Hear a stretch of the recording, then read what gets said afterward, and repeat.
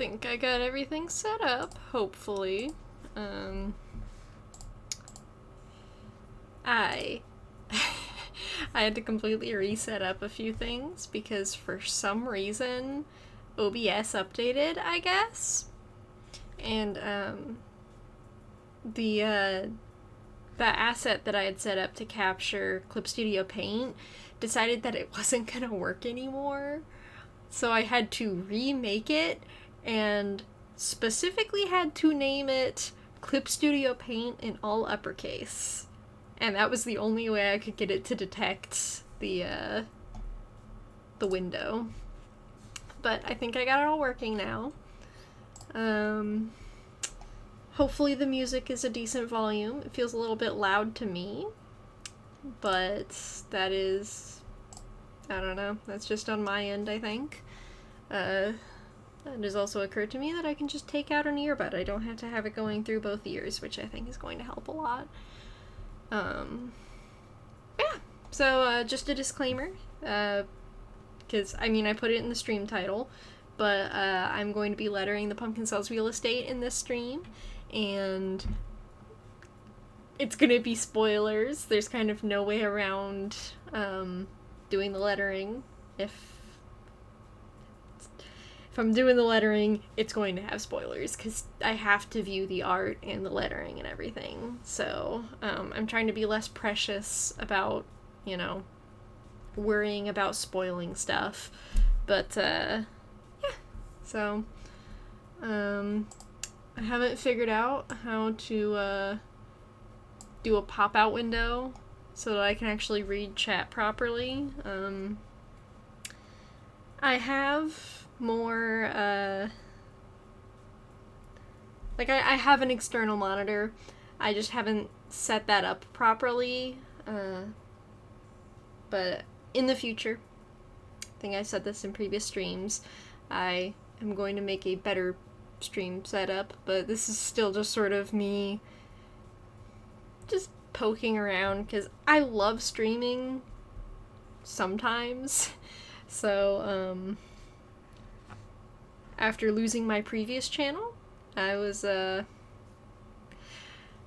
bit less keen on doing more streaming, but let me see. There we go. I pulled up, hit my mic a bit there. I pulled up chat on my phone, so now I should be able to actually see if anyone says anything. But, guess I'll just get right into it.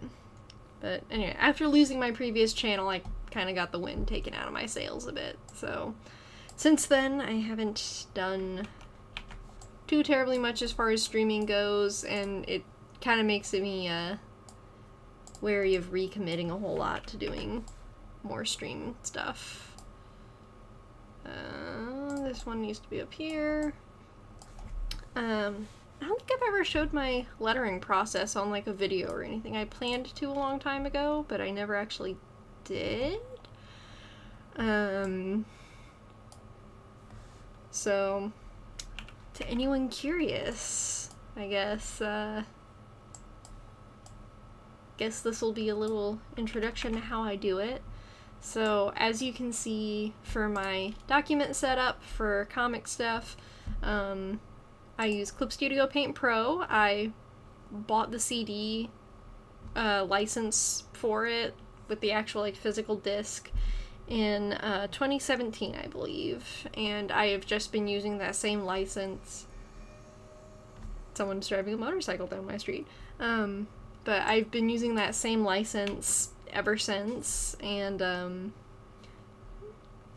it's worked great for me. I've looked into the newer versions, but I've never felt the need to upgrade, so I feel like just the original basic version 1 has everything that I personally need for lettering, since lettering is really the only thing that I use Clip Studio Paint for right now.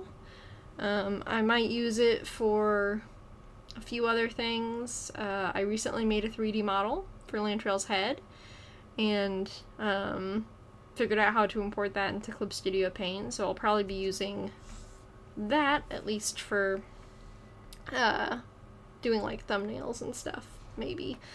But anyway, all that to say, for the most part, I just use Clip Studio Paint for lettering my comics and then formatting them for uploading to Webtoon.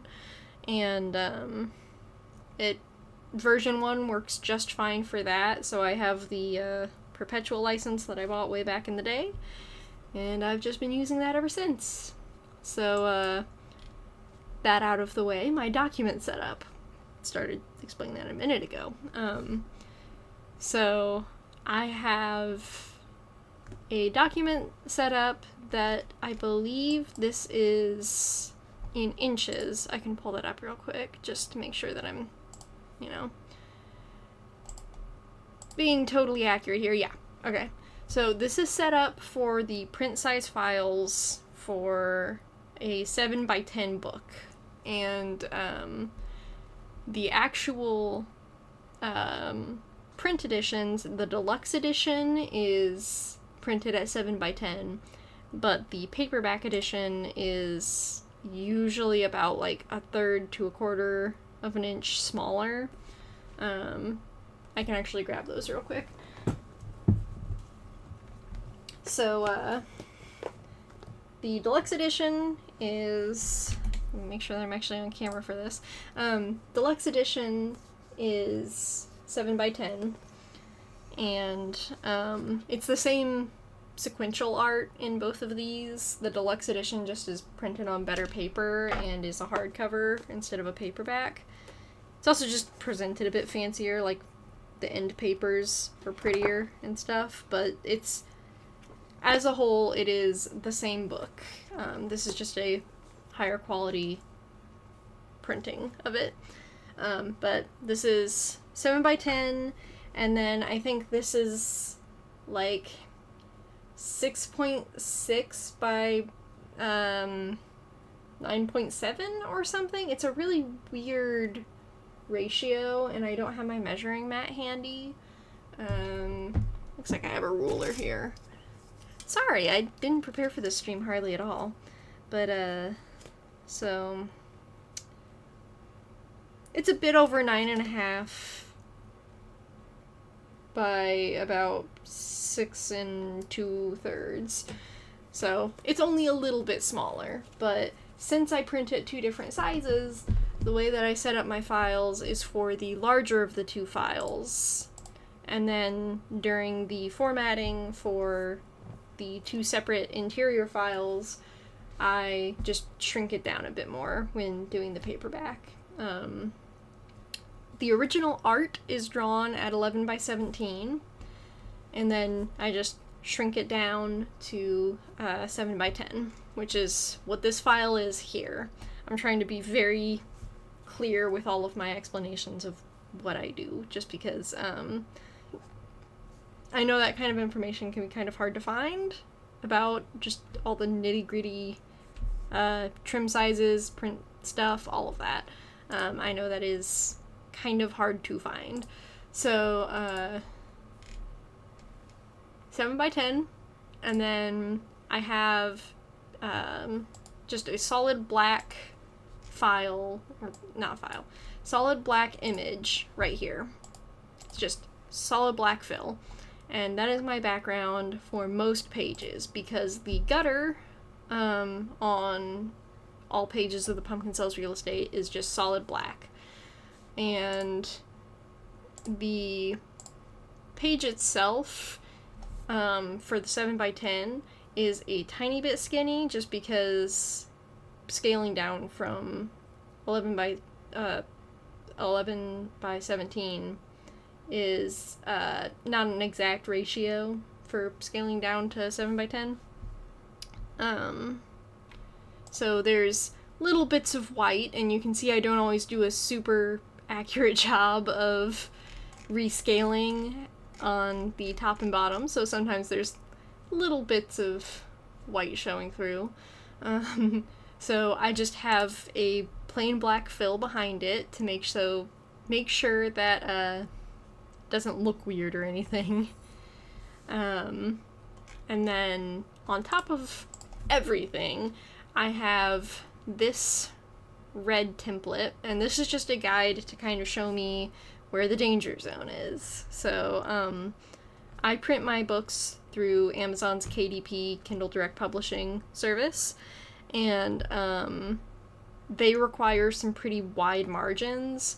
So this actually, of this red danger zone, I think only about that much of it is actually 100% for sure the trim line that's going to get cut off, and then the rest is just the margin that Amazon asks you to include. But in my experience, if anything really wanders into the margin area, not even the trim zone, it's just if anything is in the margin area, like text-wise or anything, it will flag your book as having issues and it won't let you publish. So I just account as the margin is part of the danger zone, and I am a bit conservative even within that. So there's usually like a extra little bit of black border around the pages for the Pumpkin Sells Real Estate, just to make sure that I don't wander into those margins at all. Because even with all of this extra space that I give myself, I have run into a few issues with that. Hi, Seal the Centurion. Yeah, I don't know. Twitch doesn't seem to want to notify people that I've started streaming, and I also don't do good about, like, sharing the link places. So, how you doing?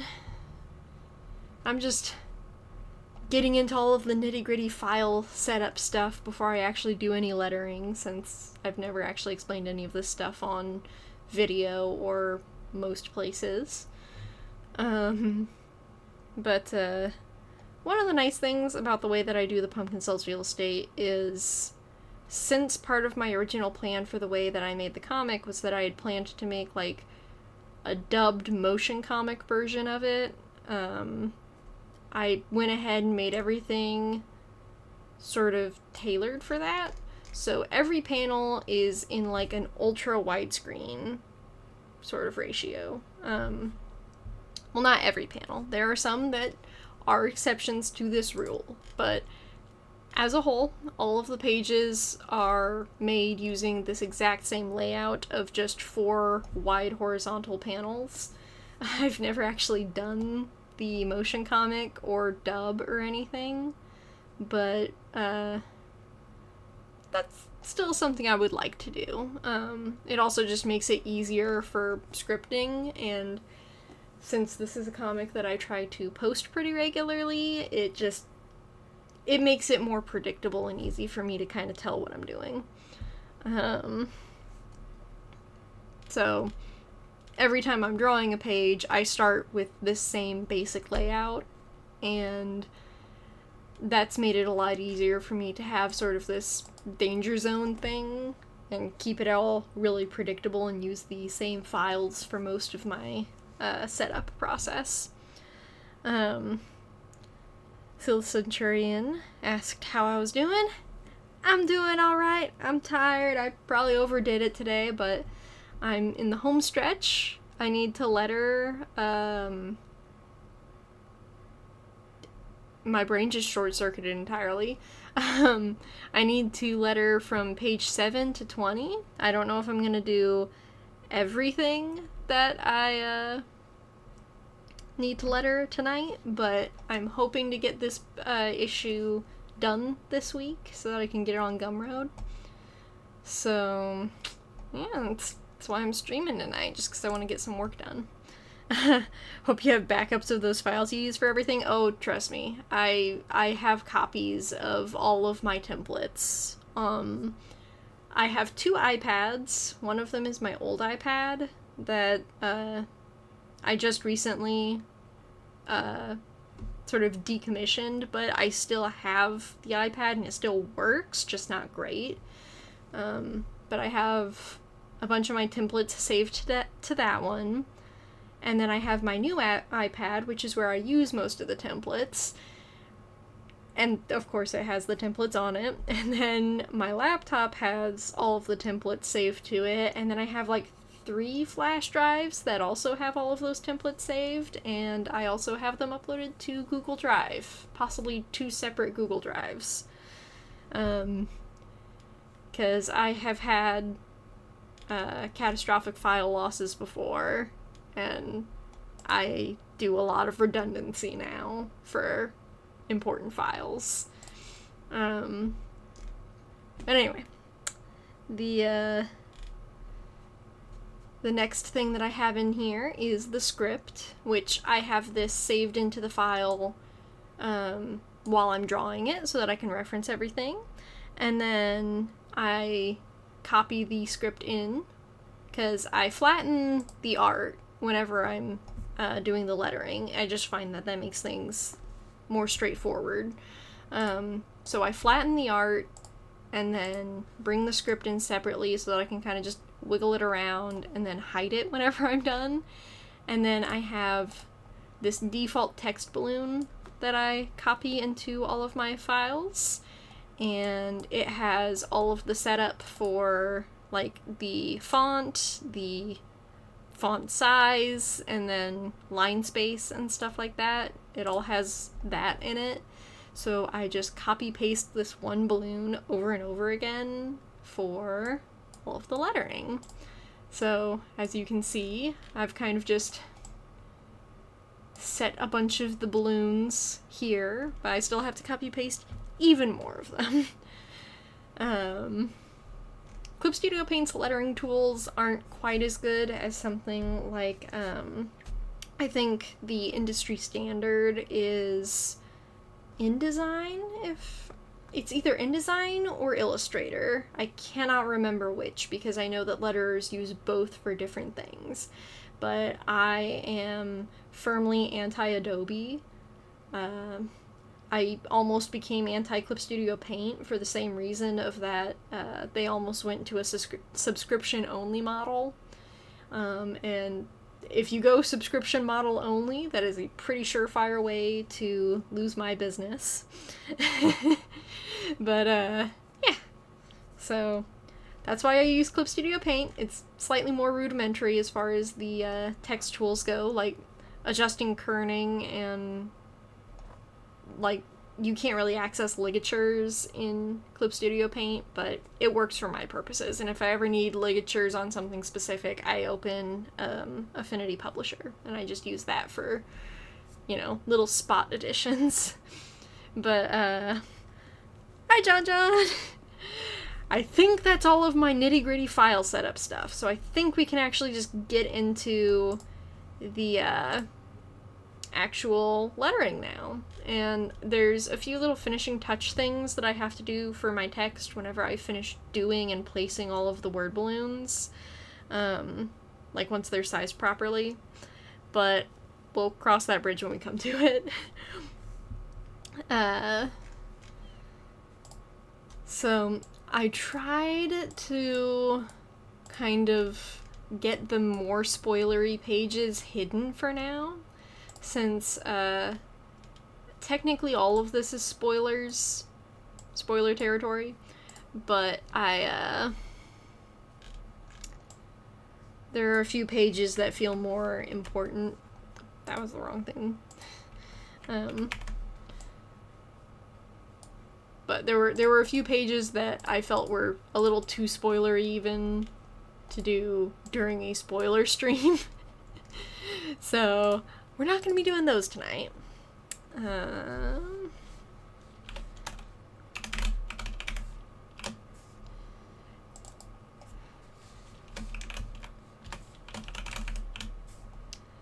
One thing that I quite like is, since I do post most of my stuff to Webtoon before the book ever even gets into the proofing process, and then also I release the issues individually on Gumroad, that gives me a nice big buffer to make sure if I have any like text errors, whether it be like missing balloons, typos,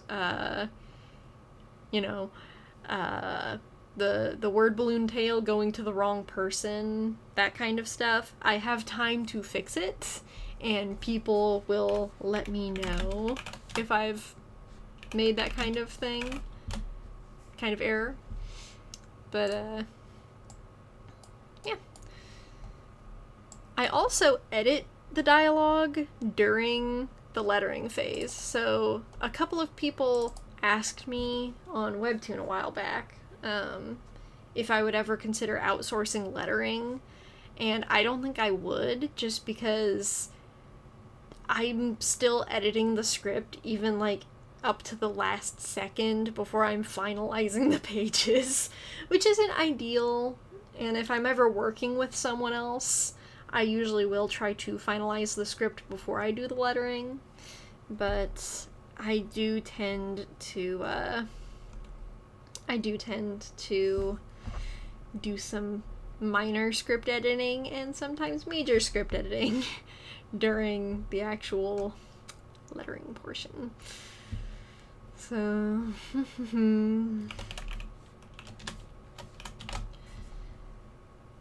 I'm talking while I'm trying to type, which we all know is the easiest thing in the world, right? But,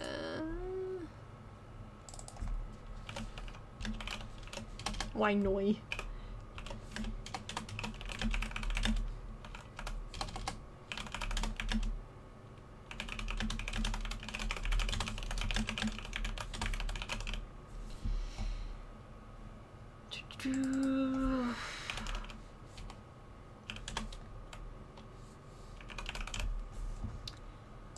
Okay, so text is all typed up, and usually if there's spots like right here where the background is super light or just straight white, like a lot of spots on this page, there's one thing that I'll do later to differentiate the final balloon from the background, but just for formatting purposes, I usually go in on the flattened art layer and I lower it to 70% opacity so that I can really see the contrast between the background and the balloons that I'm working on. And then I'll just go in with the operation tool and shrink the word balloons down to sort of nestle around the text better. Ah, it's Nahi! Hello! You actually made it! Yay! I just got past all of the descriptions and explanations of my file setup, because that took me like 20 minutes to explain, because I'm really slow, and I didn't write up a script for anything. But, yeah. I know another thing that's industry standard with word balloons. Sorry, this is unrelated for going back a minute. It's industry standard to have like preset balloon sizes that you try to make your text fit within, where you'll just have an entire spread of different word balloons that you just copy and paste into your document.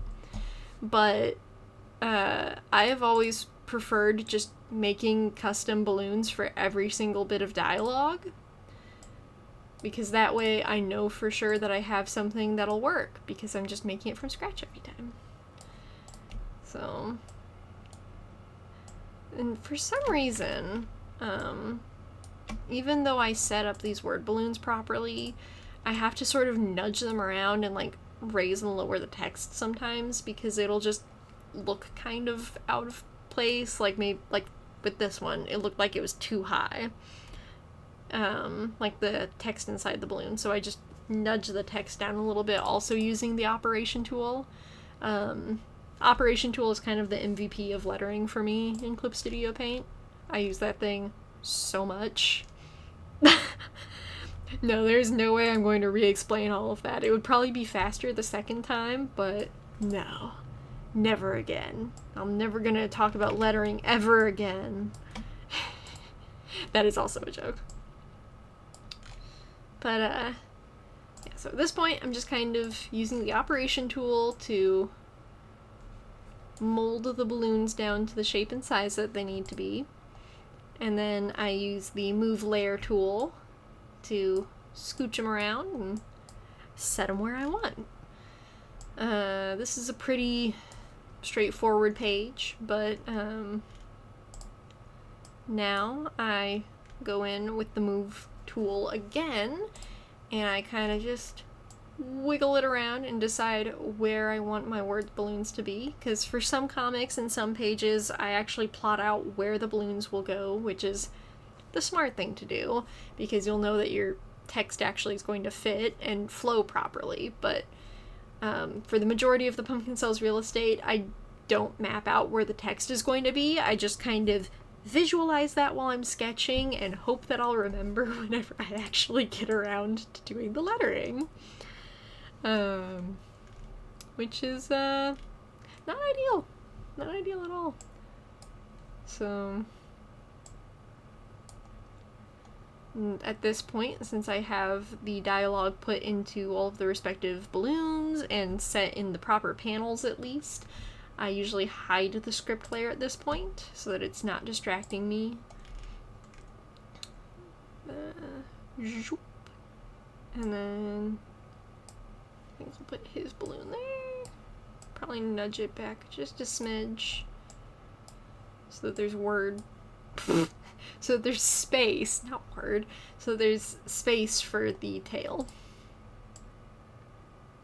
Actually, I kind of liked where that was. I'm actually even going to nudge it up a smidge higher. I don't want to put it too close to the gutter, but I don't necessarily want it to be totally even with the top of his dad's head.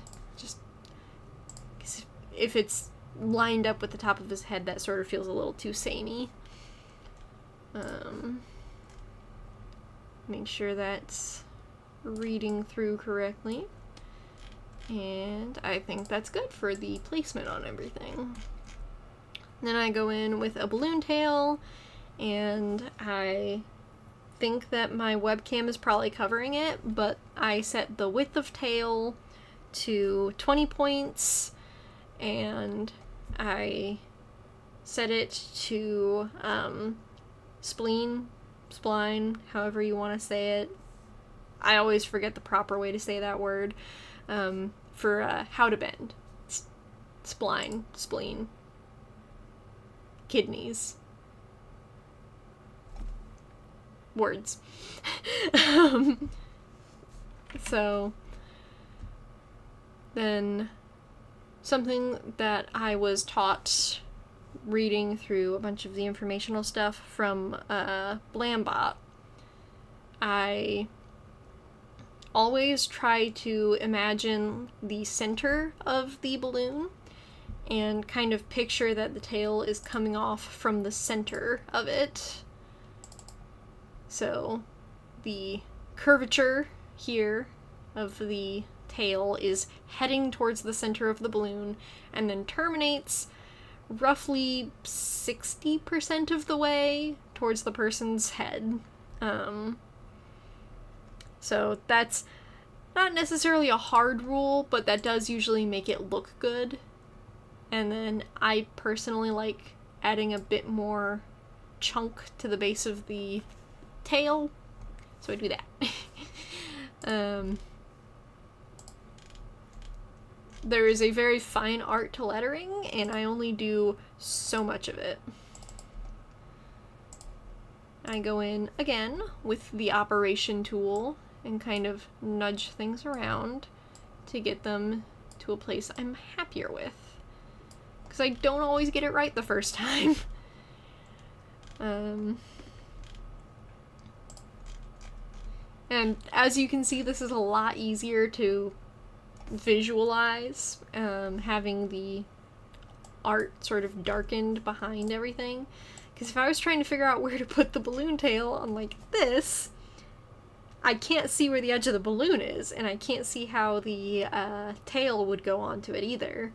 So lowering the opacity on the flattened art under everything just generally makes it a bit easier to do the design for it.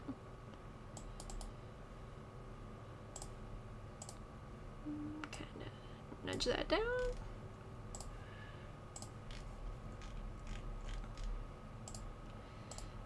And I'm kind of thinking, because this is a more emotive panel, and you can see that he's got the jaggedy shoulder thing for surprise going on there.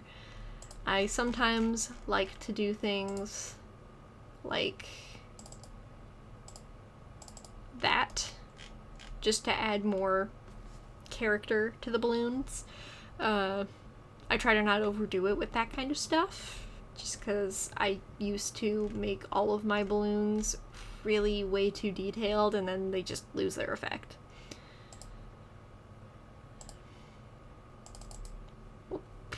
Just color sampled the background on accident.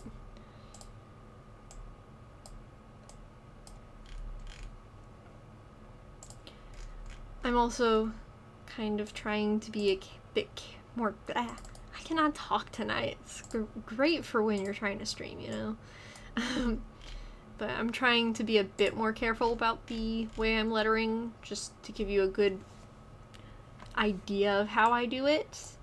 But as I do more pages, I probably will get a bit faster and less precious about it. So now that I have all of the actual dialogue in there and the tails and everything placed, I select all of the vector layers for the word balloons, and I right click and duplicate and drag them all down to be below the just plain text layers. Keeping them all selected, I hit merge selected layers and then rasterize. I lock the transparent pixels and I fill everything black. Then I unlock it, do a bit of a blur at 30%, and then I dial up the background art color to be just totally bright, full opacity. Then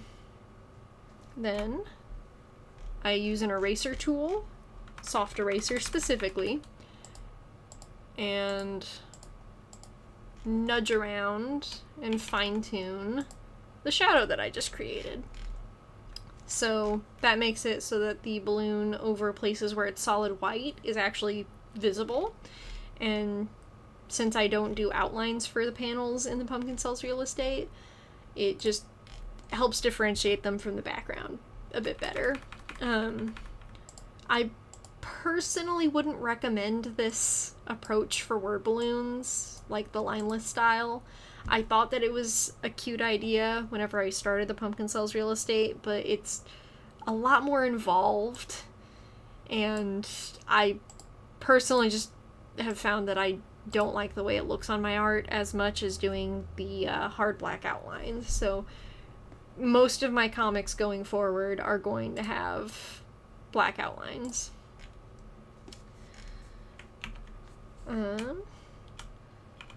But because of the way that I do just the blur, I feel like it gets kind of extra dark in these corners by where the tail meets the balloon.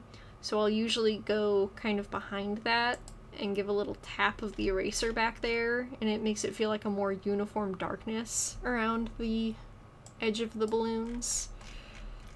But this is really just not a fine art whatsoever. This is just me poking at it and trying to make it look the way I want it to.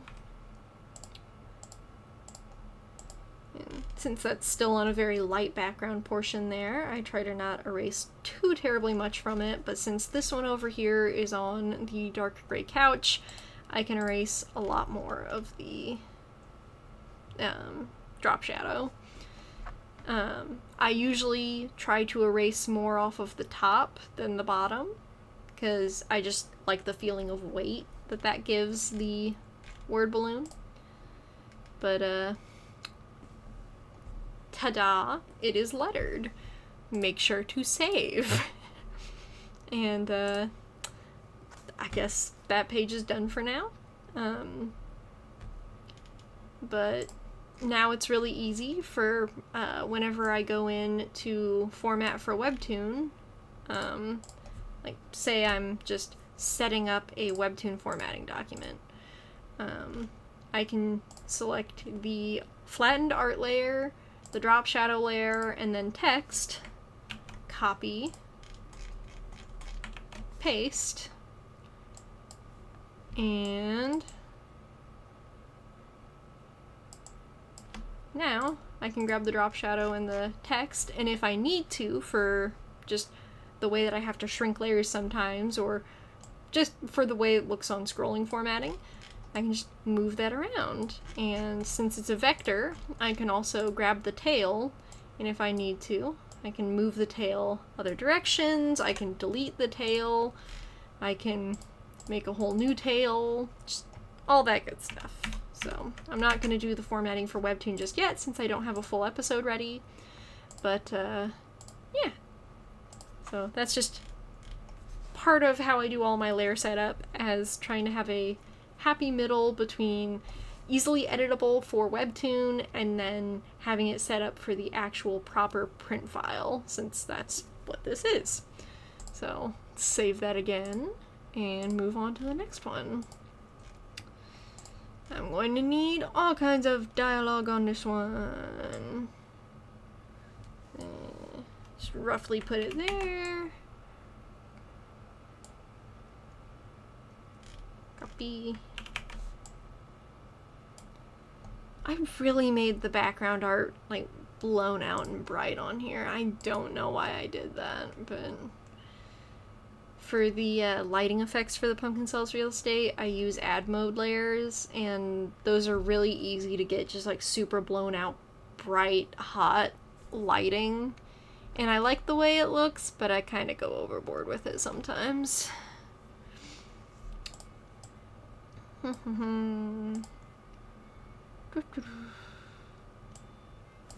think I'll split the dialogue there into 2 balloons. Hopefully all of the audio levels are good. I didn't really check that much before I started. I kind of just, once I got the Clip Studio Paint window to show up, I just jumped right into my stream. So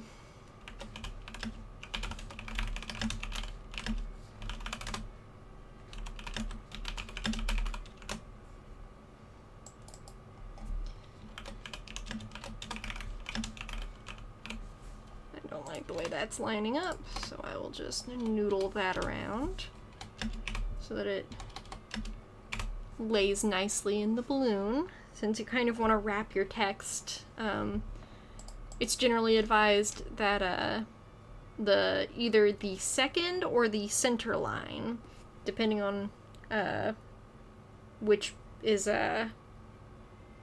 just depending on how much text is in your balloon. It's generally advised that either the second line of text or the middle line of text be the widest, and then everything else sort of tapers from there. Just with especially the sort of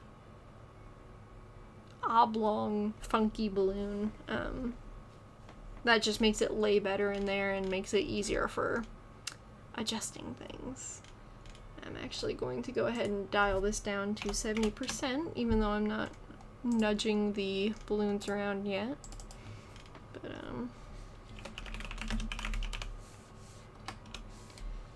I think I will make that like that, so that it has some contrast with the second balloon, since it's going to have more text.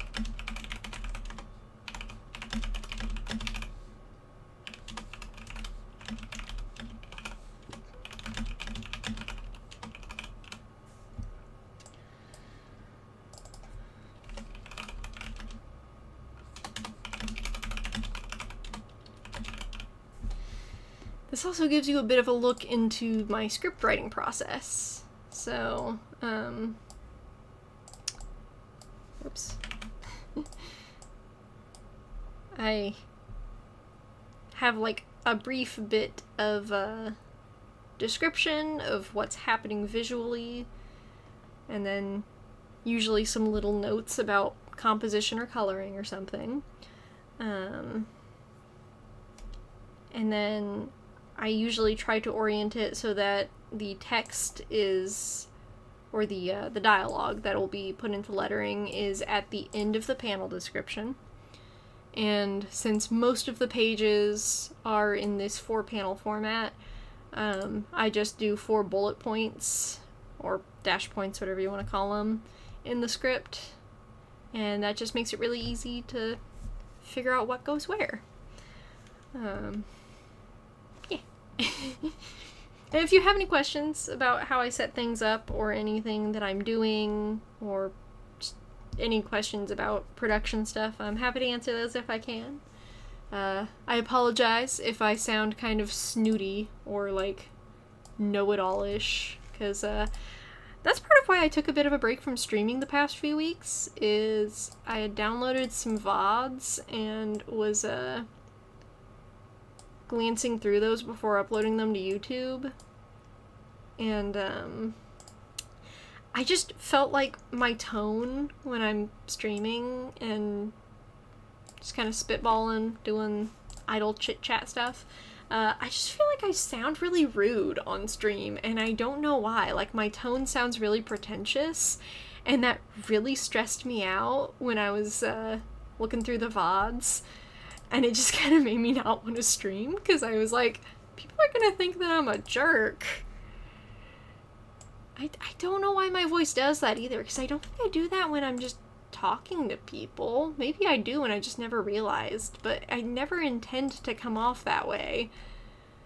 And now it makes me like hyper aware of my tone and the way that I'm talking. I just feel like I sound snooty and jerkish and know-it-all-ish, and that is not my intention whatsoever. So I apologize if I sound that way when responding to things.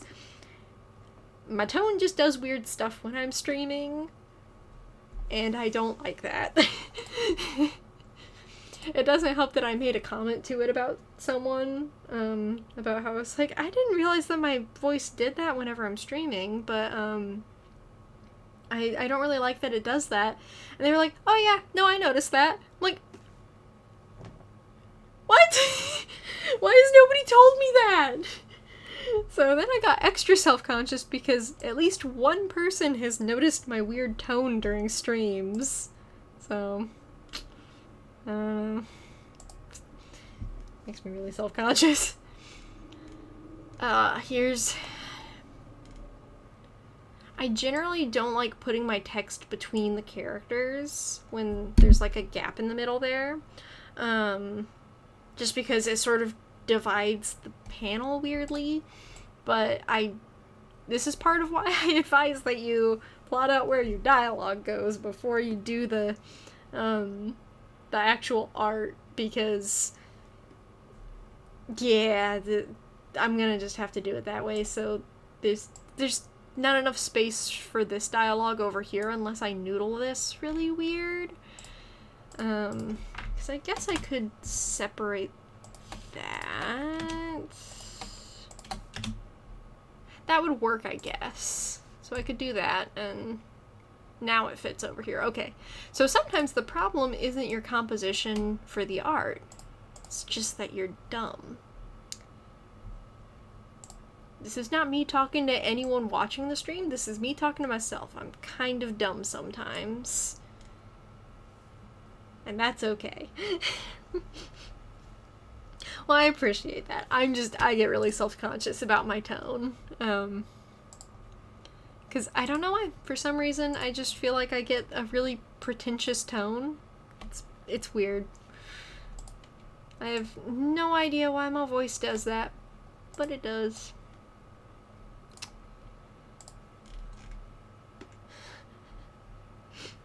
See, I feel like most people are dumb, but like, not in an unintelligent way, like in an affectionate way.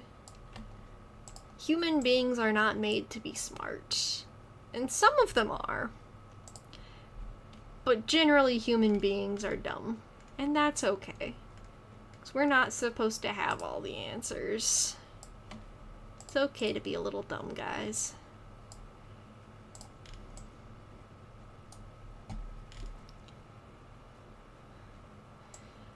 Funny how this comic started off. It was supposed to be a comedy, So it's supposed to be a really short, like 6 issues at most, comedy series. And here I am, working on issue 17. It's still not done. And now we're having, like, heartfelt conversations between a father and son, and it's like, what happened? This isn't goofy, silly comedy Pumpkin Man. Someone also told me that the other day, and I got self-conscious about it, is that the comic isn't really funny anymore. And that it's more just like a slice of life drama. I got self-conscious about that too. I think the takeaway right now is just that I'm really self-conscious, guys.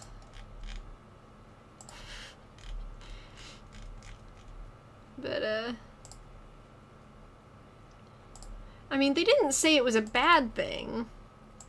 They were just observing that the comic has changed a lot, like, tonally, since it started. A lot of that comes from the fact that the comic was not fully written when I started making it, though. So I think I talked about that in one of the last streams, was that, when I first started making the Pumpkin Sells Real Estate, it was only meant to be just sort of like a short little gag thing. And then by about issue 3, I actually started planning the rest of the series. And that's when it started morphing into something longer, and when I realized it wasn't going to be just like a 1-volume type thing.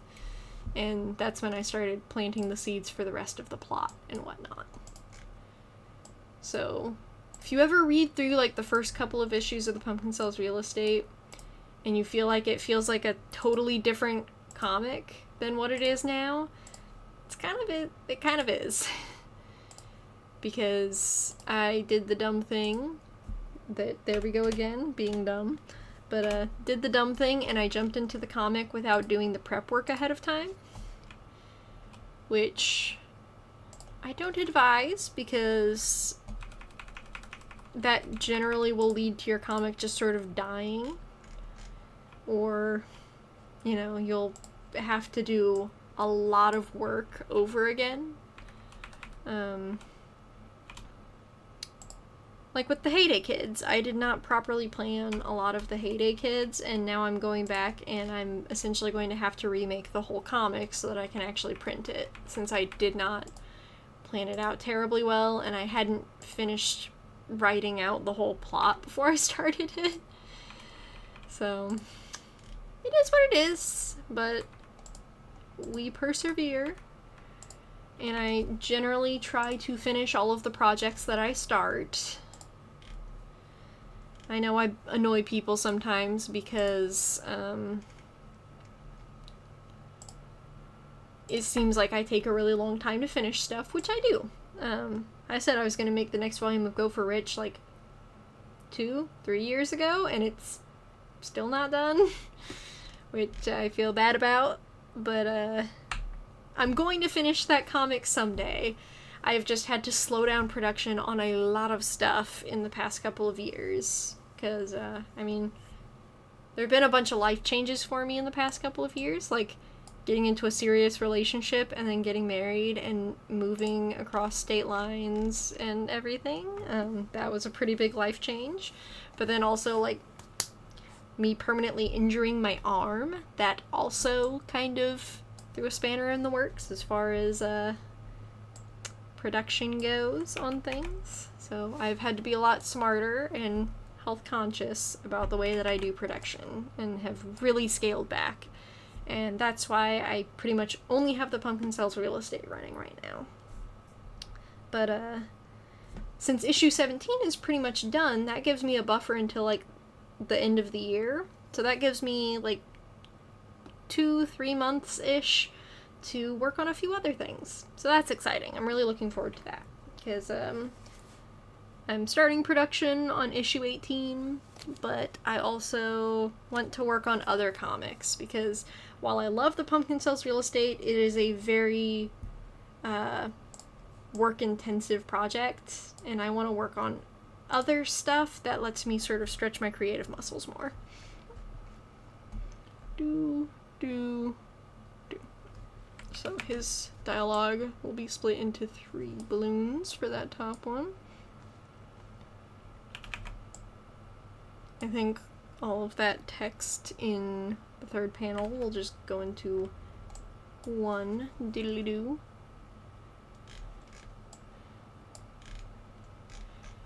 I'm realizing more and more, the further I get into making the Pumpkin Cells real estate, that I've really not included Albie much. 'Cause, like, Effie is in the comic a lot, but Albie and Flossie are not in it very much, and Albie's in it more later, but I don't think I ever really include Flossie much. Like, she's just not terribly important to the Pumpkin Cells real estate, since she still, like, lives in England and everything, and is not much of a traveler. So I think for Detective Rosengarten, which is a spin-off of the Pumpkin Cells real estate that I plan to make someday, I'm thinking that I'll probably try to write Flossie into it as kind of like a recurring character. But yeah.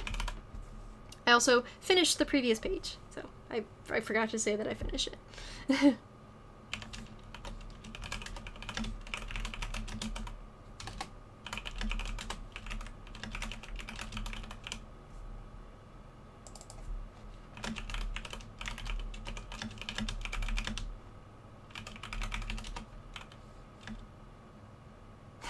I apparently forgot the "it" in the script, which is why I don't just copy-paste my script text verbatim. I always completely retype it so that I have a chance to catch errors like that. And it also helps me sort of think over,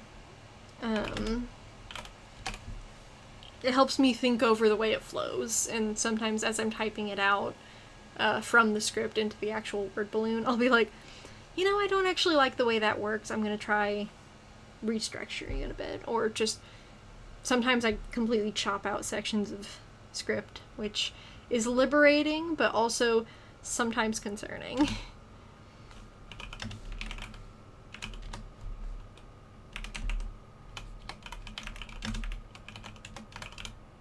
I don't like the "it" being isolated down there, and I also don't like "in it if" all being right together.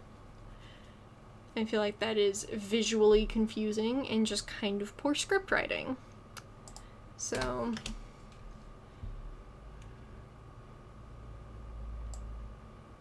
I possibly can just delete "in it." I don't want you to feel cornered if you aren't passionate about it. Yeah, that was a really easy fix, and I feel like it makes the dialogue stronger. So sometimes you're allowed to just delete words. Hey buddy, that's not nice. We don't say that word. But to answer your very politely phrased question, because I have an arm injury that makes it so that it's, you know, not really economical physically for me to go through and do all of the lettering by hand. But I don't know if I actually have it in here.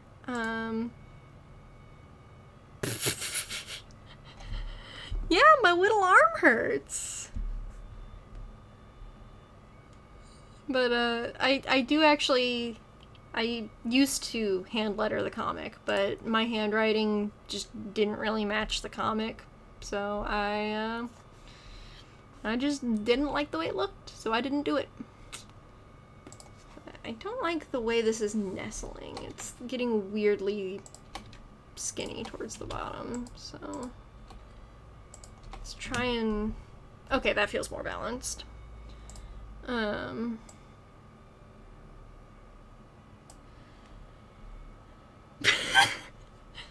Yeah, you gotta respect the whittle arms.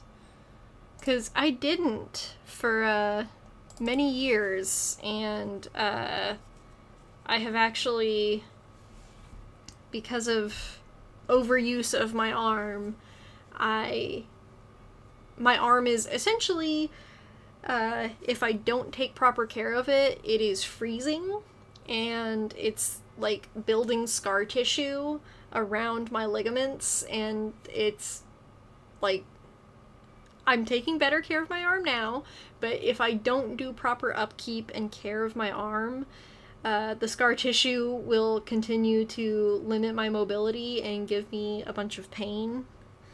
So, that is a tip for people who, for anyone who's having arm pain from overuse, and especially this is something that I try to tell a lot of webtoon creators. If you can, do not push yourself to make those super long updates, since I know a lot of people feel like the standard for webtoon updates needs to be like 20 to 60 panels to keep up with the pace that, like webtoon originals creators do. Don't do that. Because I did that and tried to do that for a few years, and that's what led to that issue, which, as far as I've been told and from what I have found research on, that is going to be an ongoing struggle for probably the rest of my life, and has permanently altered the way that I'm able to work. So if your arm starts hurting from drawing, take a break. Do not push through it. That is not a smart way to do things. You will permanently damage your arm, and comics are wonderful. I love making comics, but it's not worth it. Ultimately, something that I have found with the Pumpkin Sells Real Estate, actually, it is my most popular thing that I have ever made. And I've cut way back, and I now post every other week instead of weekly. And I used to post a ton of pages per update. Like the first update, I think, is like 8 or 9 pages long. I can't remember. But I used to post lots and lots of pages. Like I would post like half an issue per update. Nowadays, I post 2 pages per update. And I update every other week. And it's still my most popular comic, and it still gets readership, and it is still doing the best, and I don't feel like I have to do those huge chunks of updates. And actually, most of my audience started following me after I dialed way back how much I was posting. So don't feel like you have to hurt yourself to keep up with the expectations of the audience. There will be a few people that complain about the, the length or the update schedule or whatever. But if you keep things consistent and they know what to expect, most people are going to either get over it or they'll just leave. If people know what to expect from your update schedule, and that, like what I do, I only post like 8 panels every other week, people are fine with that. If they know what to expect, and they know to expect just small updates, they are totally cool with that. And there's no reason to hurt yourself or, give yourself burnout or anything, overexerting yourself. There's no point to doing that. But, I'm not famous. I know you're trying to get a rise out of me. I just think that you're hilarious. But, no, I am still, like, very small scale in terms of, comic stuff. But I have a pretty reasonable following, and I appreciate all of the lovely people who read my comics. I feel like that is just a wonderful thing, that I am able to post my comics and I have somewhere that hosts them for free. And on top of that, that I've been blessed with the opportunity that I can actually, like, get revenue from it, because I know that's not an opportunity that a lot of people get with comics. But I think we're coming up on the 5th anniversary of the Pumpkin Sells Real Estate, so it's taken quite a few years to get to a point where I can actually do any revenue stuff, and I also know that it's been completely beyond anything that I have done. I am not the one who earned any of that. That was just kind of dumb luck and, you know, also just profuse blessings of that, the Webtoon staff decided to put the Pumpkin Souls real estate in, like, the staff picks section and stuff. So, it's just pretty cool. Pretty cool. So, yeah. I just think it's neat. Sorry, I went off on a really long tangent there, so I should probably actually write some dialogue here.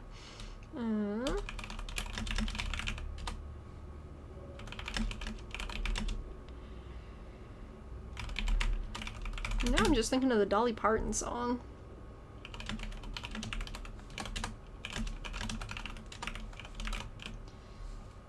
Also, who actually works a normal 9 to 5 these days anyway? I don't think that 9 to 5s are normal anymore. I at least personally don't know anyone who works 9 to 5. Most people work unconventional schedules. But, yeah, what about Albie? I think this is the first time in the comic that I actually say what Albie does.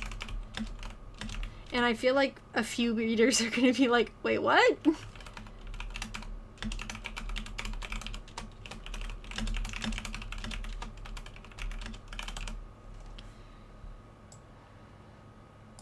I also feel like I've accidentally made Lantrell's dad feel a bit more, like, grouchy and stern than I meant to, but it's kind of too late, and I feel like it also just sort of makes sense. So, he's supposed to be a bit more jovial, but he feels really grouchy in issue 17.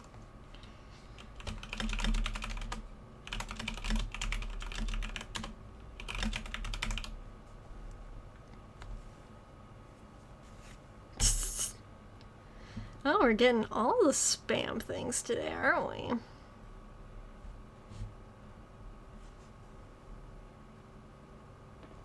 Nice. Alright, now I gotta dial down the opacity.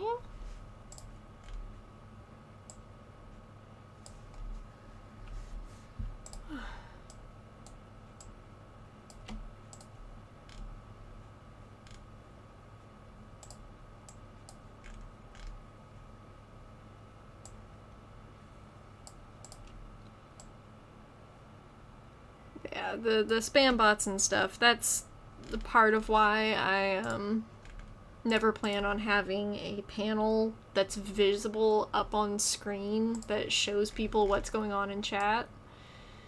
Just because I like to keep it family friendly.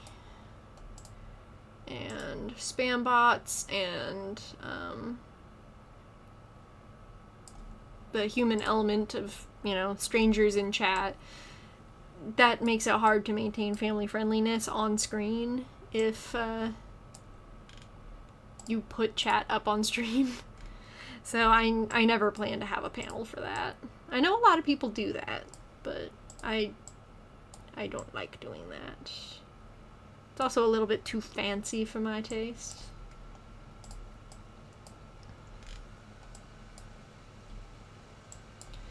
This page does not flow well, but that's okay. It's really basic, and it, you know, you can tell what's happening and who's saying what, and that's, you know, that's the bare bones, bare necessities.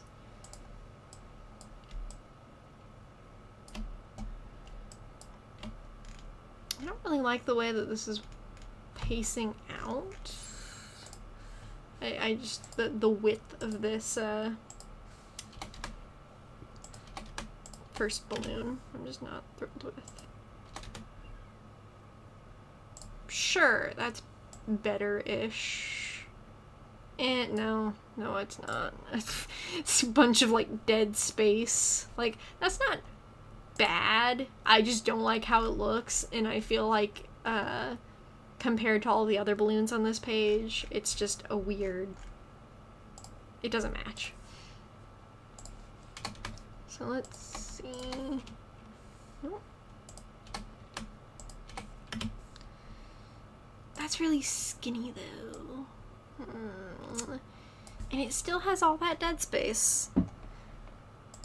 That's one thing, is that I'm really bad at predicting what the actual dialogue is going to look like when I try to format it into a balloon versus how it looks on the script. So, how do I want to do it?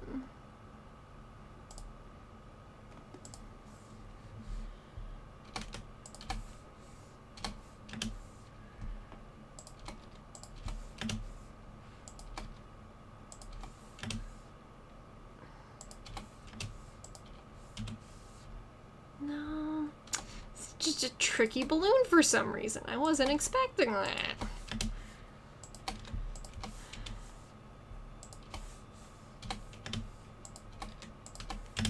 I don't know, I guess this weird wide extra space thing might be the better way to go about it. I don't know, because I didn't like, the other one was feeling too thin, like, it was really wide and very short, if that makes sense.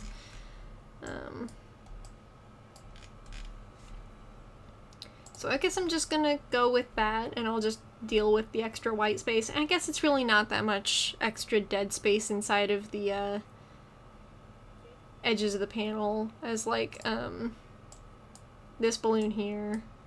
That one's got a fair bit of extra white space at the bottom. I just didn't notice it as much. I don't know. It's weird. Sometimes I just get extra picky. But I like to put the, you can technically put the tail on any of the, balloons. Especially, like, the conjoined ones. You can put it on any of them, but I personally like doing it on, you know, either the word balloon that is closest to the character's head, or the last word balloon, of the sentence. So here, because of the way I've structured balloons, I put it on the first balloon since that's closest to his head. But other times, I usually try to have the last word balloon of the sequence be the one that's, got the tail coming off of it.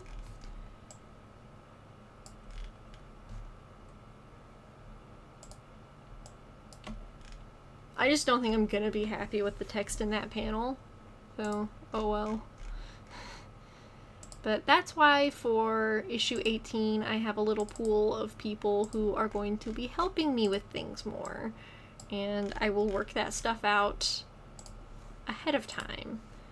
Because, yeah. I have it set up in a very weird way. And, I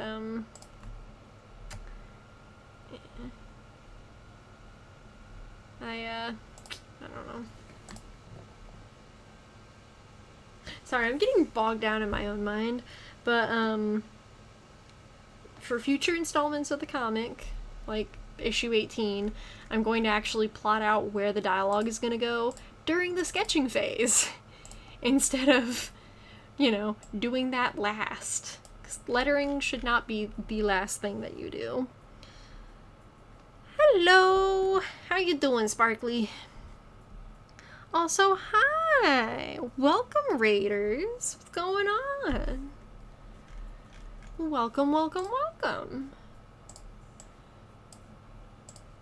Wasn't expecting that. Oh, I wanted to put his word balloon up here, but it kind of covers the little action lines from the shrug, but...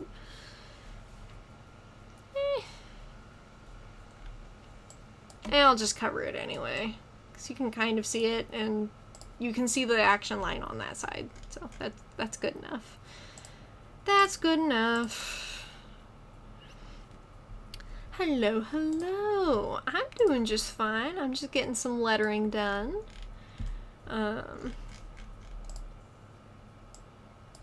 I finished all of the art for this issue of my comic, so now I have to go through and letter like a dozen pages before it's actually done. But, it's all good. It's all good. It's exciting because it means that I've almost finished it, and I only need to do like 20 more pages of the comic before I'm ready to get volume 2 printed, which is always an exciting feeling. So, fill, blur 30%, and eraser tool. I'm glad you're doing okay, Sparkly. Well, I see that you're on the Parkley account, so I guess I gotta call you Parkley. Technicalities. What's the name of the comic? It is The Pumpkin Sells Real Estate, and I have print editions of it that you can find on Amazon, or if you're kind of a try before you buy kind of person, I also post it for free on Webtoon. But, yeah. I like to have multiple options, because I know some people don't use Webtoon, and some people don't use Amazon. So, I like to keep all the options open for all the peoples. Well, thank you. It's a lot of work, but it's fun. It definitely makes the phrasing of, if you love what you do, you'll never work a day in your life. It just shows again how much of a lie that phrase is, because I absolutely adore making comics, but this is super hard work. The lettering phase is easy, but all of the rest of, like, the art and everything is not so easy.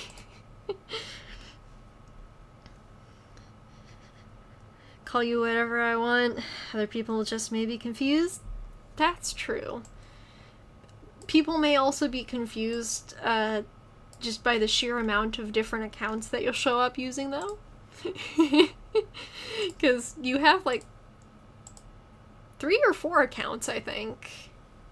I can't remember how many. It's a lot of accounts, though. So that in itself is confusing. But they're all pretty close. But, well, thanks. I hope if you check it out that you do enjoy it. If not, sorry. I like to think that my comics are decent, but readership is also very much a personal preference thing. So if you don't like it, that's cool. If you do like it, that's also cool. Okay, so that's gonna be 2 really big balloons. That's good to know. Hardly go on one of them. I guess, yeah, because I think you were saying that all the accounts are for separate devices.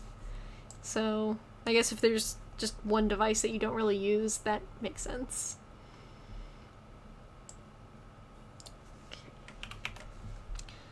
I tried really hard to make his expression in this panel look like genuinely kind and empathetic, but I feel like I just kind of made him look conniving and like he's wheedling, and that I feel like I did not do a great job with the expressions conveying what I was trying to do.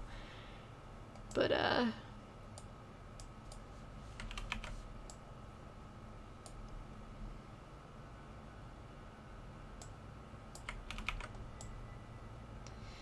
oh well.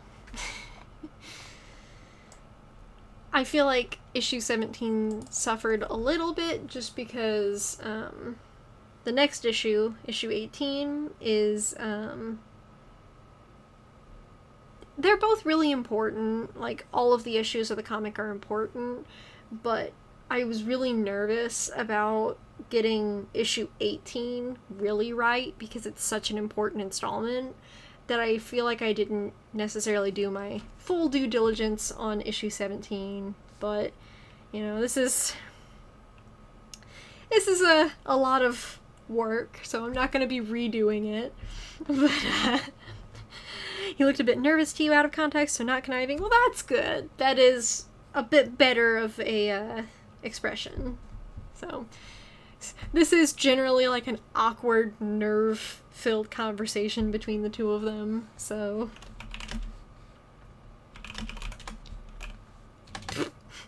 I almost just wrote ghost. That is not the word.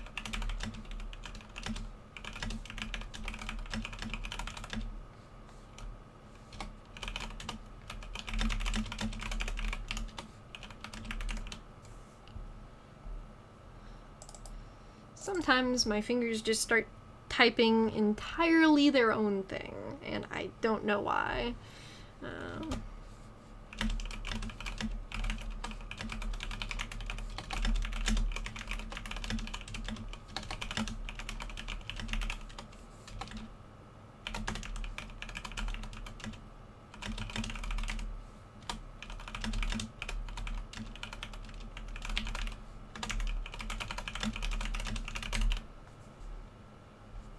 That one's gonna need a lot of work to nestle into the balloon nicely, but I will do that later. That's what you saw too? Alright, cool. Good to know. That makes me feel a bit better. Oh, did I? Oh, yeah, there are two balloons right there. That's not on purpose.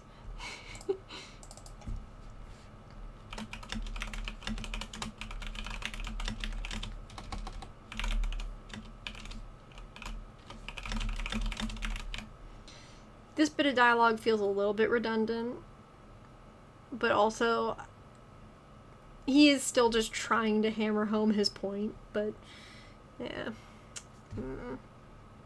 I'll just type what I have in the script and then I'll look back over it and just decide what I want to do in a minute.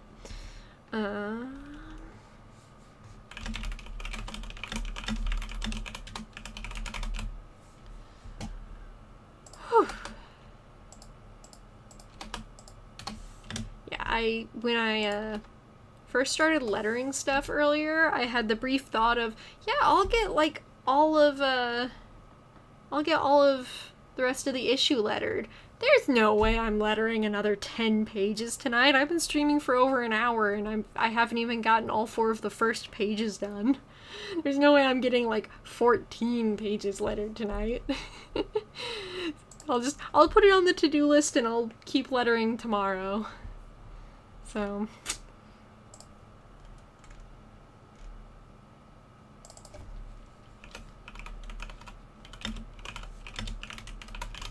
and this bit of dialogue is kind of referencing something that Lantrell says to Yumi earlier in the comic, actually. It's not like a direct quote or reference or anything like that, but it's supposed to kind of give you an idea of, even though Lantrell and his dad didn't necessarily get along a lot, and his dad wasn't present for a lot of his childhood and teenage years, it's kind of still supposed to show you, where Lantrell's coming from and where he gets some of the stuff that he says to other characters, and just show you that it's from his upbringing. But this is very similar to a line earlier in the comic, and I'm hoping that webtoon readers and stuff will pick up on that. It's always nice because I only post a couple pages every couple of weeks on there, but it's nice to see sort of the feedback and see if the things that I'm trying to lay down in the comic actually get picked up by the readers on there, since it feels a bit more real time than when I publish a book and I have to wait to get feedback from people, because it can take years to finish an entire book, so you don't always get very quick feedback on the writing. It is a lot, but we persevere. Yeah, nothing wrong with pacing yourself. We were just talking about that earlier in the stream, is just that, especially as artists, it's really tempting sometimes to overdo it, and that's a really dangerous thing to do, and that if, like, your arms start hurting when you're doing art stuff, it's usually best to just step back and let yourself rest for a while. Because otherwise, you will damage your body, and it's not worth it.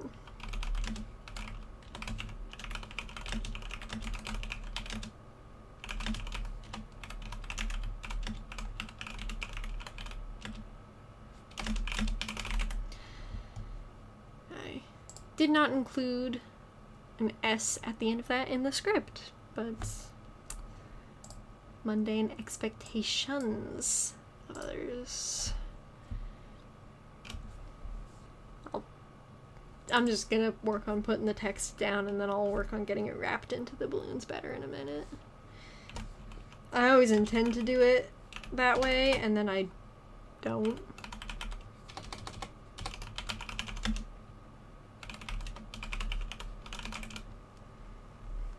Do you do art full-time? Yeah. It isn't, like, the primary breadwinning position of my family. My husband has a full-time job, and he is the breadwinner.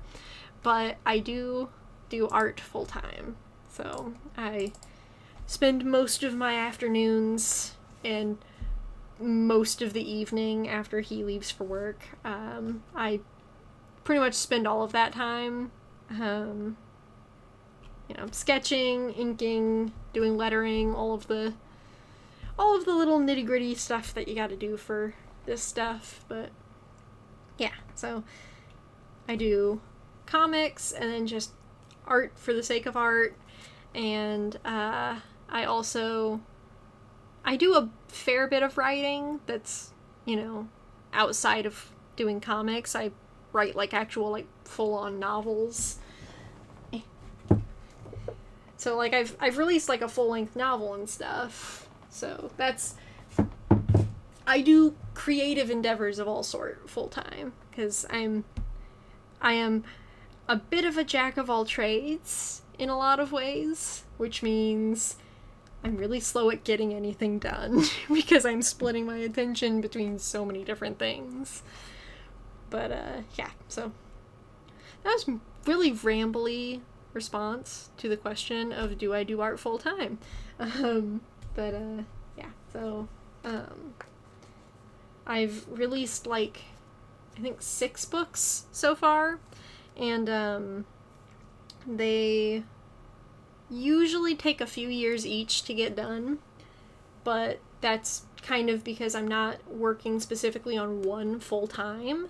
I'm working full-time on, like, 4 or 5 different projects. So maybe one day I'll be working on art for one comic, the next I'll be working on art for a different one, and then on the third day I'm doing writing on a manuscript for a novel or something.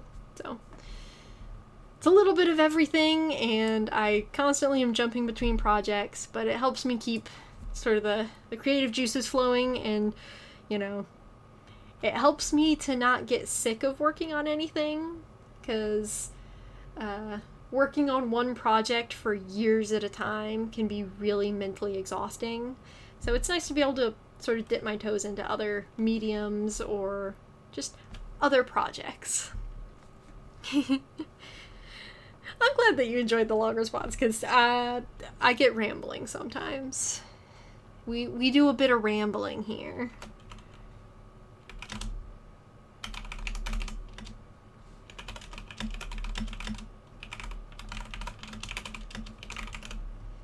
Alright, so script is all filled out, and now we can work on editing the actual dialogue. This is a bit trickier of a page than the last 3, so we'll just start at the top and work our way down.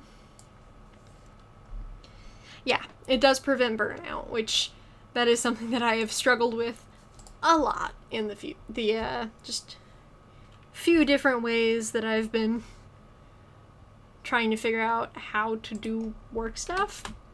I've tried a lot of different schedules and approaches, and quite a few people have asked why I don't just stick with one project until it's done. But, for example, the Pumpkin Sells Real Estate is like a 3-volume long series, and I started making this comic back about 5 years ago, and it took me like 2 years to finish the first volume, and now 5 years in, I'm only just barely getting towards the end of finishing the second volume, which is like the exact same length as the first volume. So it's like, if I was just focusing on the Pumpkin Sells Real Estate, it's probably gonna take me, if I had to wager a guess, it's gonna probably be like an 8 or a 9 year commitment to get the full series done. I wouldn't want to work on the same comic for like 8 years straight. Because I don't feel like focusing on one specific project makes me work faster. I feel like I'm gonna have times where I slow down and just don't work on it for chunks of time, because I'm gonna be sick of it. And I'm gonna want to work on something else, but since I feel like I only have to focus on one thing, I'm just gonna do nothing. And that's not a good way to do it. I think it's better to, you know, it's more productive of my time to sort of leapfrog around on projects, because it seems to a lot of people that I'm slowing down, but I am not. I'm actually working faster. And I split that time between projects, but that makes it so that I can release a book every couple of years, or hopefully every year. That's the plan, is that I kind of stagger things so that I'm able to release at least one book every year, if not more than that. So, been working on one thing for over a year and it's getting dull. Yeah, that was kind of the way that I was for a long time before I gave myself permission to leapfrog around. Looks at Stephen McCraney. 9-year-long Space Boy marathon. I don't know how he manages that. Like, I know that he's taken a few hiatuses, and I know it's also like he has to do it because he's got contracts signed and everything, but like, I admire him so much for being able to work on the same project for like almost a decade straight now. That's, I cannot fathom being able to have that kind of commitment to a project, which is probably just a defect or a flaw on my part. But yeah, it's tough, and I feel like to readers especially sometimes, the dedication to a single project is kind of not given the attention and praise that it often should be, because, like, yeah, he's a wild man. Yeah, and it's such a long series, just in general, because I can't remember when exactly he said that it was at the halfway point, but he's over 300 updates in, and it's probably going to be like, it's going to be like a 30 or 40 volume long series, when he's all said and done with it, I think. That might be a gross overestimation, but it's going to be a long series when he's finally done, and that's just an incredible amount of work to take on in one straight shot.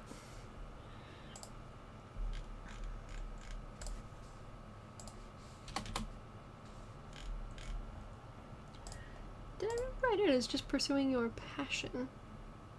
Because it doesn't have to be plural, but for some reason I thought that I had written it as passions. But it doesn't really matter.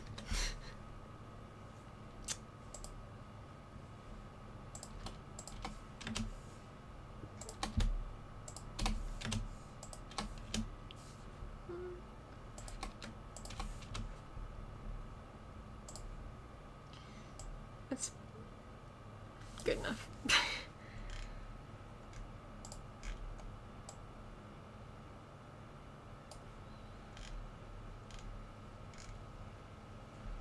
And I need to lower the opacity here because I keep forgetting to do that.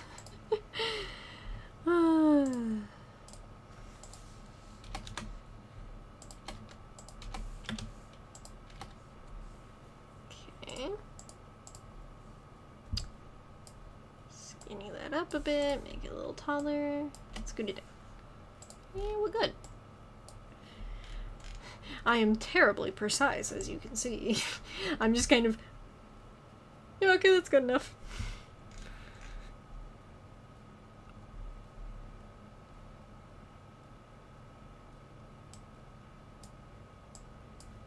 I think if I add emphasis text here, that'll read better. And it'll feel less like he's repeating himself and more like an intentional, like, clarification of his point. Gotta get going, but have a great rest of your stream. Well, thank you! I appreciate that you stopped in. It's great to have you. And hopefully you enjoyed the bit of the stream you were able to catch, and I hope that you have a great rest of your day. Because I don't know if it's day or night or whatever. Bye!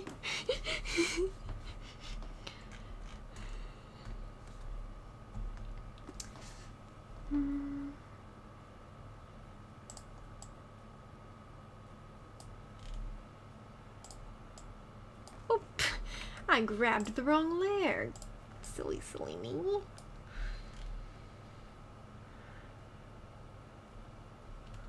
So, I'm gonna actually lower this a bit, since in the, I'm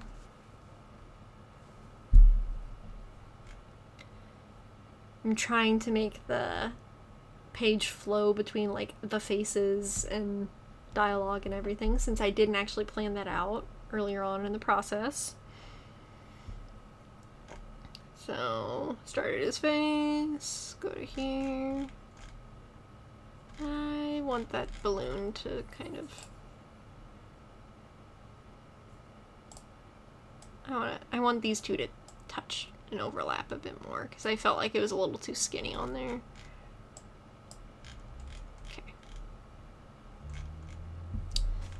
To slide it up a smidge more too.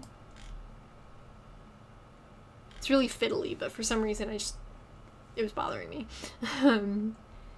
So do that, face these balloons, and down to Lantrell, who's looking at his dad, to his arm, which points up at this balloon.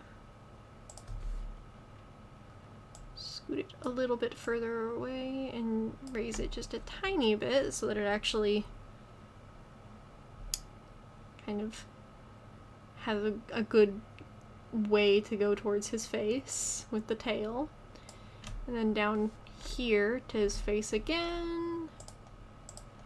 Lower these just a smidge. And then the loops down here. Lower that. And there. That gives us a more clear sort of progression here.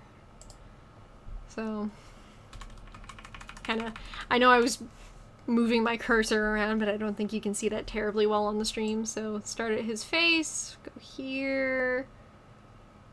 here, his hand points up to that, go to here, like that.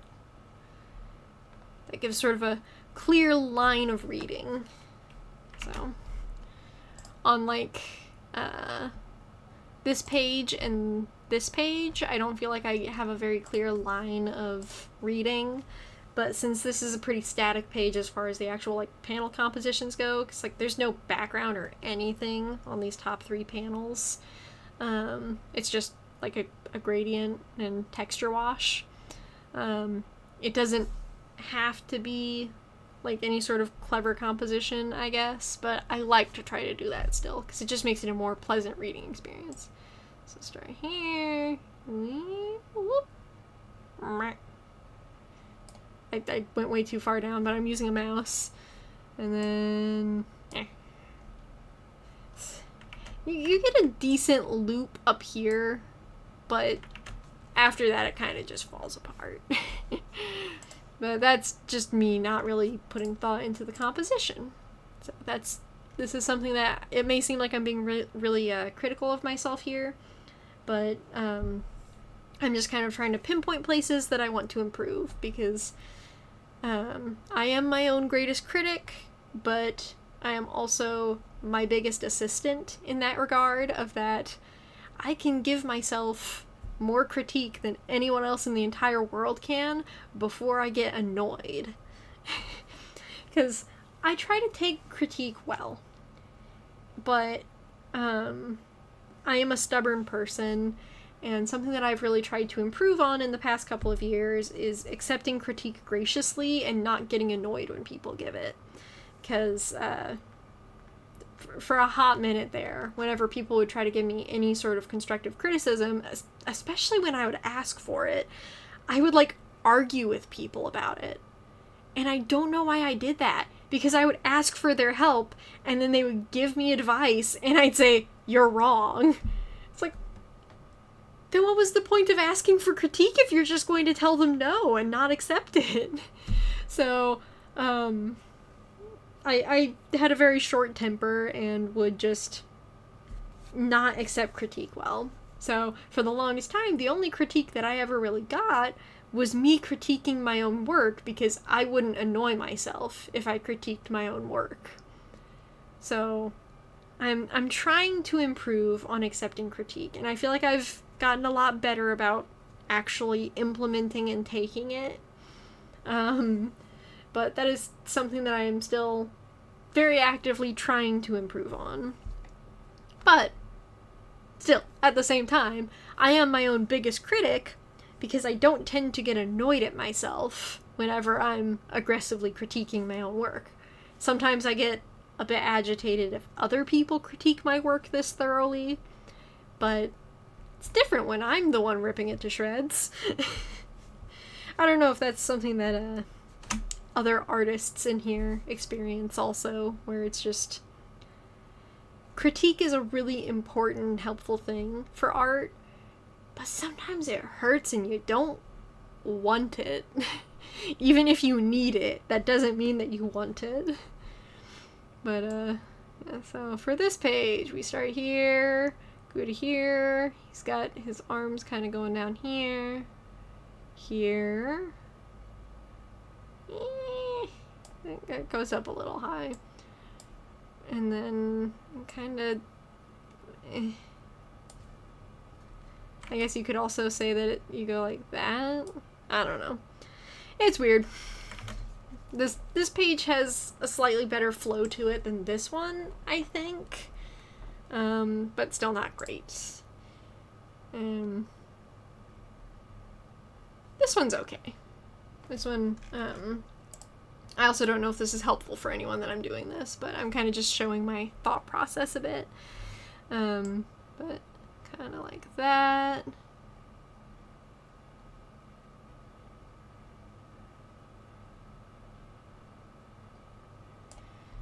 So, one thing that I try to keep in mind a lot with compositions like this, that I only sometimes really think this through, but I usually have this sort of running in the back of my mind and will accidentally stumble into bits of it, is I never want it to be like the eye goes from like here to here through all of this and then just makes like a really sharp turn somewhere else. I always want it to be sort of like a smooth curve. And, you know, either you have it lined up so that it's like here, it's a slightly tighter curve, or like here, it's a very shallow, gentle curve that goes through here, and then there's enough resting space here that even though the next bit of detail that the eye is going to is right here, your eye doesn't feel like it's snapping down to it. You have sort of this resting space right here that feels like there's more gradation into the next bit of information. This is kind of just really nitty-gritty stuff, but I think it's neat to discuss and kind of show. You generally need to be civil with others, but you can be downright mean to yourself, as I have been struggling with. That said, you can also be blind to your own mistakes. Oh, absolutely. I didn't really realize until I was almost done with this issue, like, done with all of the lighting and everything. Lantrell's dad looks like an entirely different person throughout most of the issue, because I didn't even notice that I was changing his face, like, every panel. I feel like the only reason that I can get away with him being the same guy is just that, like, the coloration in his outfit is the same, and there are certain elements, like, yeah, he's got thick eyebrows and some beardy stuff going on. Yep, that's the same guy, even though his nose is constantly changing shape and all of his facial proportions are constantly changing. I feel like it's worse on some pages. But, yeah. I don't know. I feel like he somehow managed to squeak past as constantly changing in appearance, and I didn't notice for the longest time because I was totally blind to my own mistakes. There was also a panel that, like, I got to, like, the lighting phase of coloring, because the way that I usually do my coloring is I color all of the backgrounds on all of the pages, and then I go through and do all of the base colors for characters, and then I go through and I do all of the shadows and the highlights, or the shadow layer and the lighting layer. And I got all the way to doing the lighting layer, which is like the last step of the art, and I realized that I don't remember what page it was on, but the poinsettia that Lantrell has sitting on his end table here, it was just gone. So I had to go back in and add it a bunch of times because it was there like half of the time. And then on one page it just disappeared and was gone for a while and then reappeared at the end of the issue. So I had to go back in and add it back in. Because I completely overlooked it. Completely missed it. So this is why I'm going to have to ask people for help moving forward, because I just completely lose track of, like, props and things. Like, his dad's suitcase also at one point disappears, or it's a little briefcase. His briefcase disappeared at one point, and I had to go back in and add that too. Because I'm just really bad at keeping track of things, and consistency is a challenge. But, let's get the little tails put in here. So, I don't know if this stream has been terribly helpful to anyone about, workflow stuff, or just general comic making decisions, but hopefully it has been at least a bit interesting, and kind of gives some insight into why I do a few things, and how I do a few things. One of my favorite resources for learning things about lettering is Blambot, and they, the guy behind Blambot, on their website, he actually has a bunch of infographics about, good conduct for lettering, and tips and tricks, and things like that, which helped me a ton when I was learning. And, I still constantly am going to his site and finding new stuff that's been on there for years that I never saw, and he's constantly adding new tips and tricks, and he's just invaluable to the indie comic community, in my opinion, because you can also get, like, free fonts to use in your indie comics, which is super cool. I'm not using any in the Pumpkin Sales Real Estate, but I use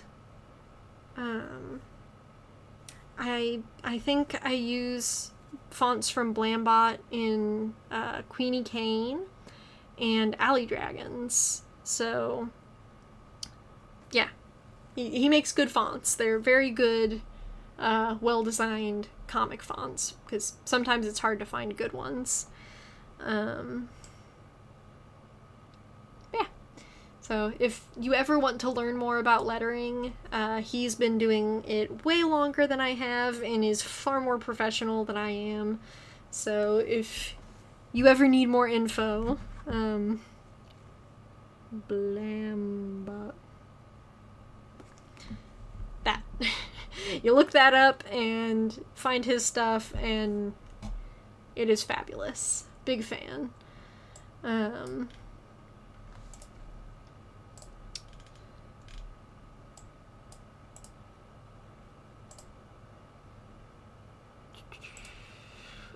I was looking, I'm like, why won't it let me do the alpha lock here? Well, it would probably be because it's a vector layer still. Can't really lock the alpha on a vector layer, apparently. At least not that kind of vector. 30%, up to 100%, eraser time.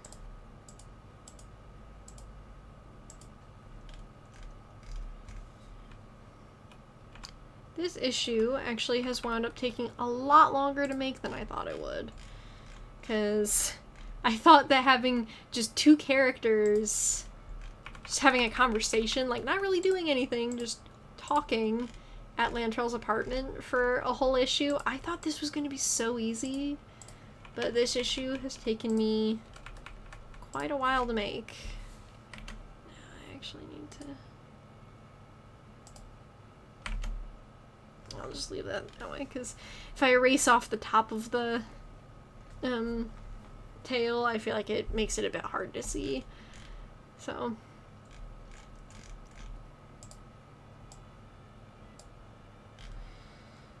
And another thing that I can do on some of these more pastel-y bits, I can fill the whole layer black and make this a color layer.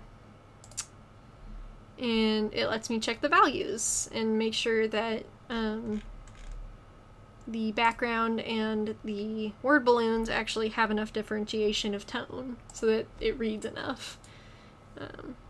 I also like to check things like this for people who may have like color blindness and stuff, because I know they're not going to see it as like just stark black and white grayscale or whatever like this, but relying too heavily on information to be conveyed with just like a differentiation of color, it's not a good idea. You gotta also make sure that your values read clearly. So I need to check my values more often than I do, but yeah.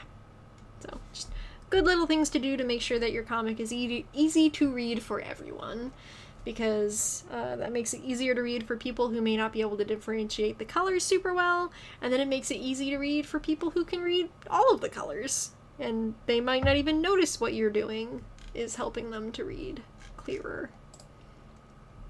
It's just good to make sure that you got good contrast going. So I apologize, because I also realized that I have been flipping wildly between talking as if the viewer is a complete noob who knows little to nothing about making comics, and then getting into like super nitty-gritty, like high-level information. I haven't done a ton of high-level information. I'm not high-level.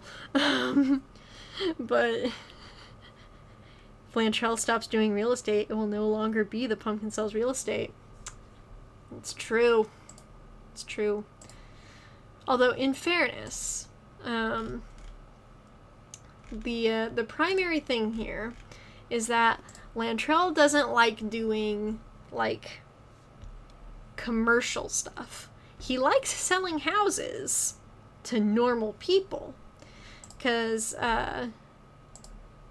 he's like I think it's in Coraline that the dad says that he sells dreams to people, but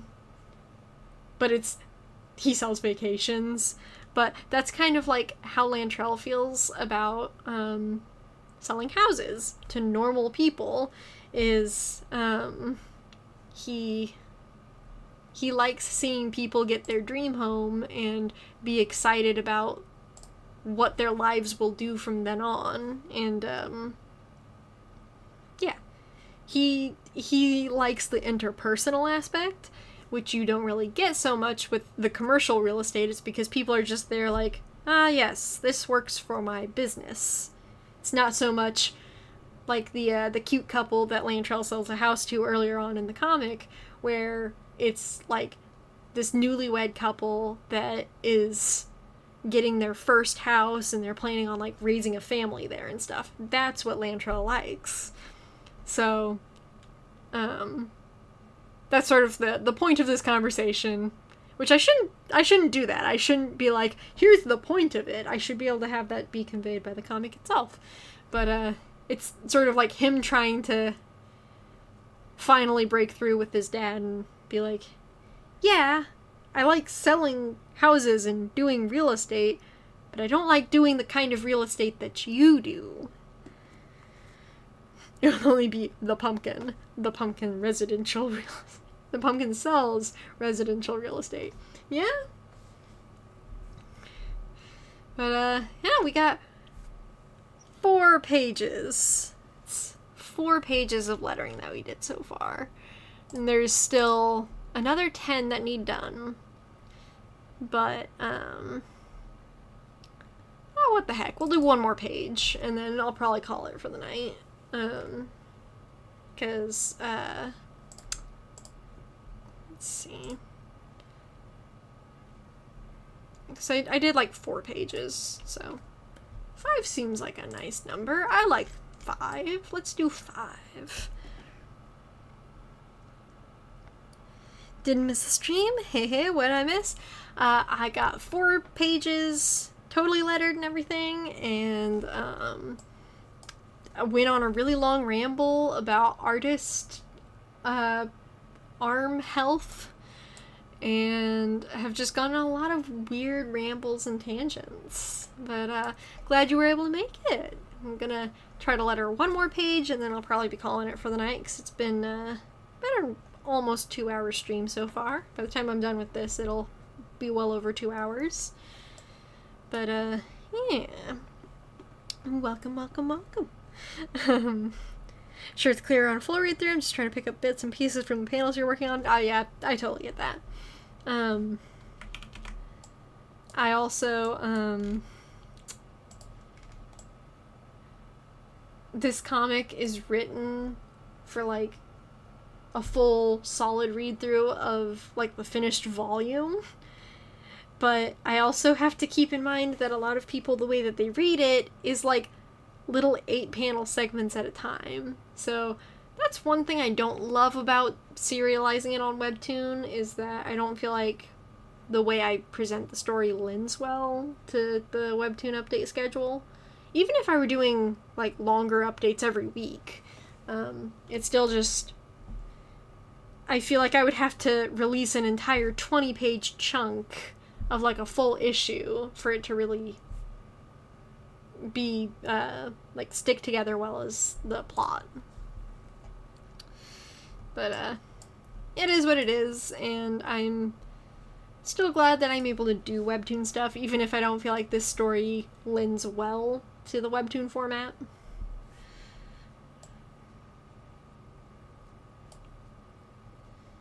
I also, like, I made his dad a silhouette in this panel, and I kind of don't like that I did that, but I also don't really want to change it, so I'm just leaving it.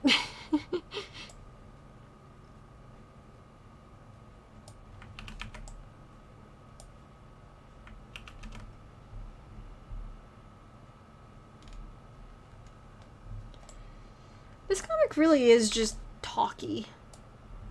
It's not, I don't know. It's not visually that interesting most of the time.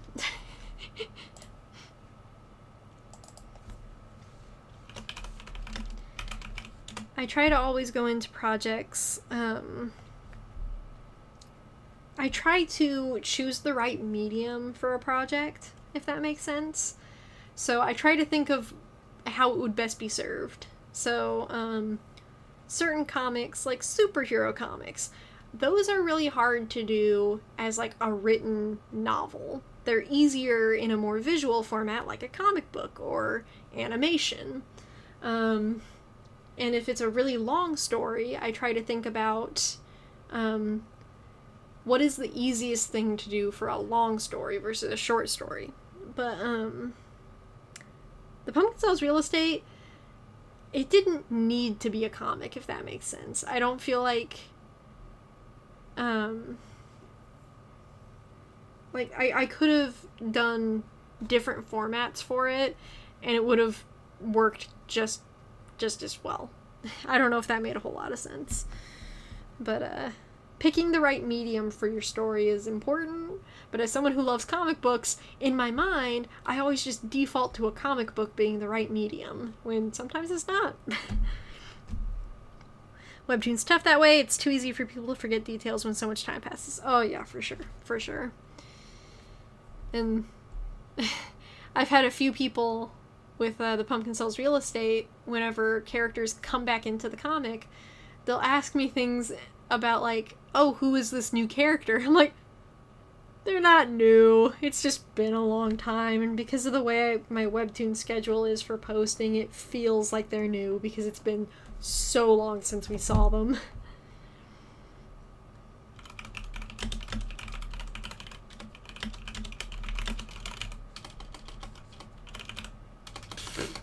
I cannot write that word. Things.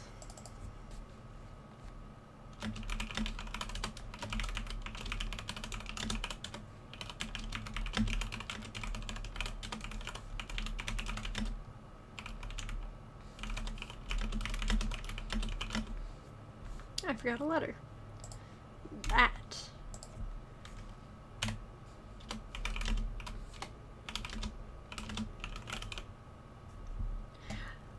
One thing about the Pumpkin Sells Real Estate also is that, and just a lot of my comics, is sometimes the grammar and whatnot isn't correct, but I try to write the way that people talk.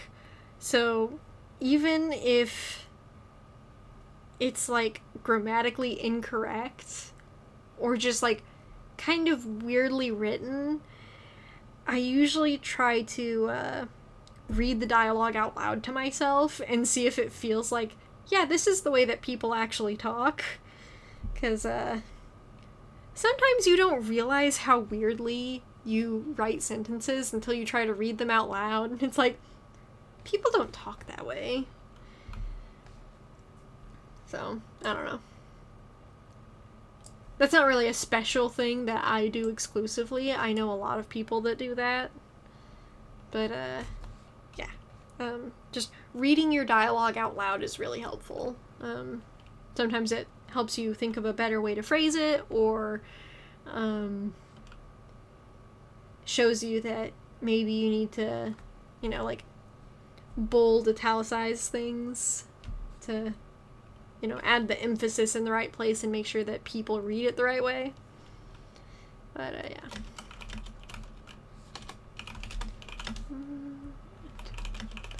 Ooh.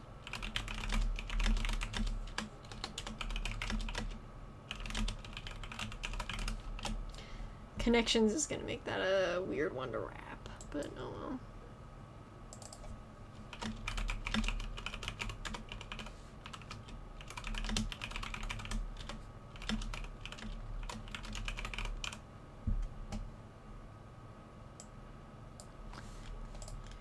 I could also, instead of just zooming out weirdly, I could just pull my script down the page. Smart person moment. Contrary to what I said earlier in the stream, I just had a smart person moment, despite being dumb.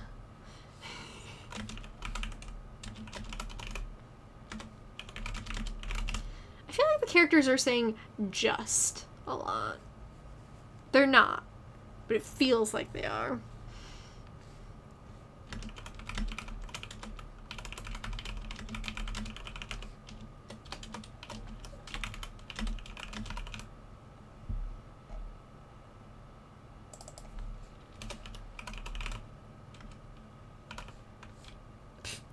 did not delete the default text I had there.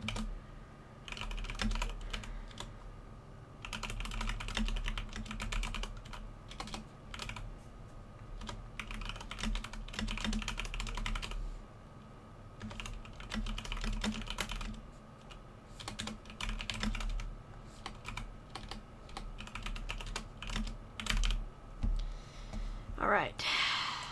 Dialogue blocked in. Hide script. Let's get it all wrapped nicely.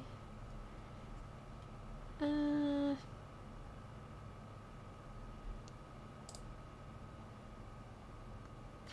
like the way that flows, because I try to also make sure that, like, lines of thought within a sentence kind of pair together. And just the way that I want it to read. I want to try to make sure that I structure it on the lines a nice way. So...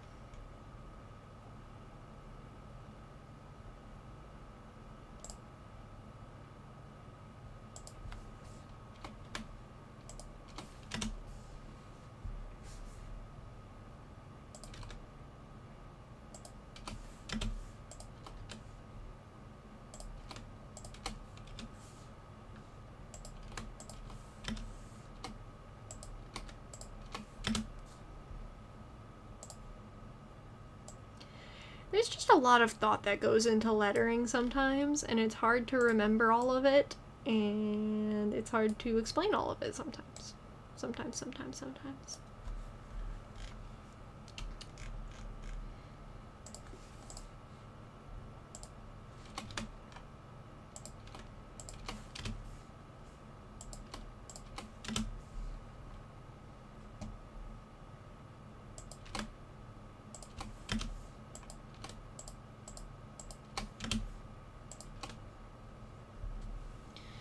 I don't really like the way that lays out.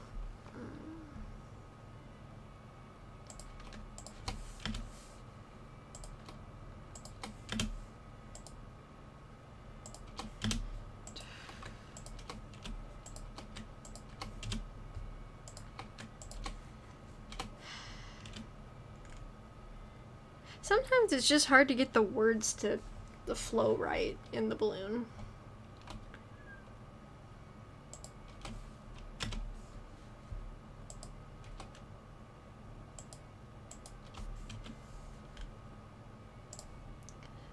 The middle line is a little extra wide, but I guess it's not... It's not a problem. It's fine. Sometimes I get a little bit too particular, and it's like, most people are not going to care about the lettering whatsoever on this. They're just going to read the words and not look at the way that they're structured. They're just in there to read the words and get out most of the time.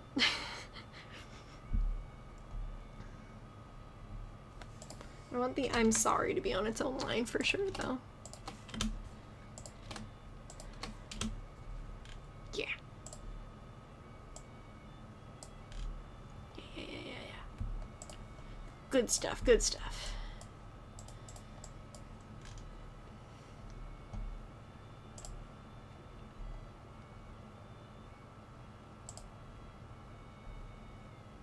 That was just fine, actually. That was totally fine. Sometimes you get it right the first time. Or at least already have it right by the time that you're going back to try to nitpick it.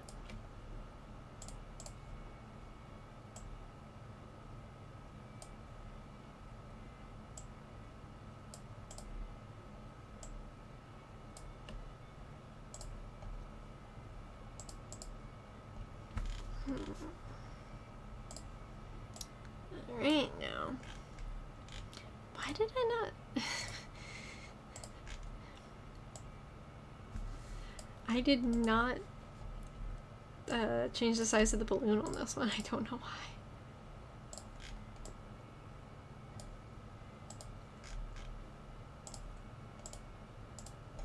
Lower the opacity just a smidge.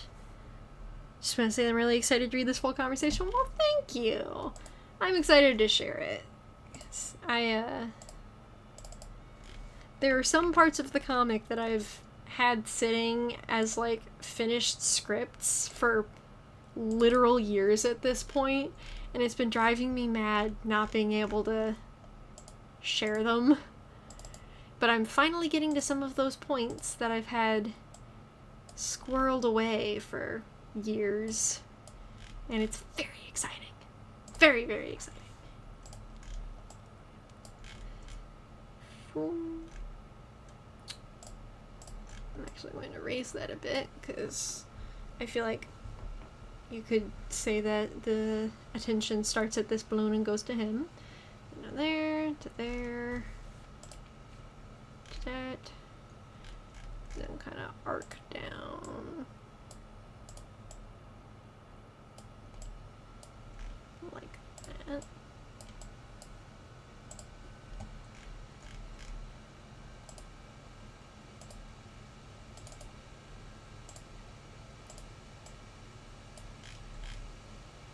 I know some people, because of the way I structure the comic and my upload schedule and everything, I know some people actually will wait sometimes like months before they read sections of the comic just so that they can actually get the full picture without having to loop back and reread. So there, to that, to that.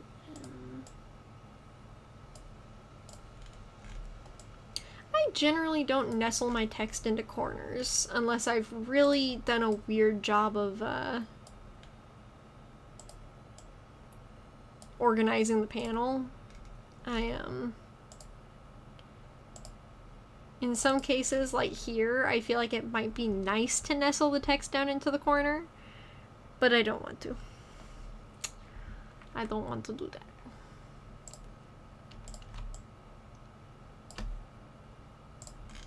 Move that one.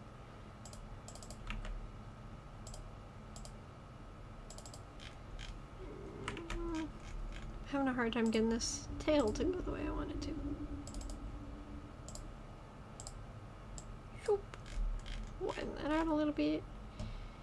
And I kind of don't like having all of the text on the right-hand side of the page, but I also don't really care enough to not do that, so oh well. I do that sometimes, catch up once a month or two. Yeah.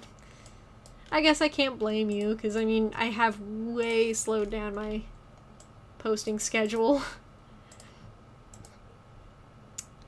It makes for a better reading experience for following the plot. But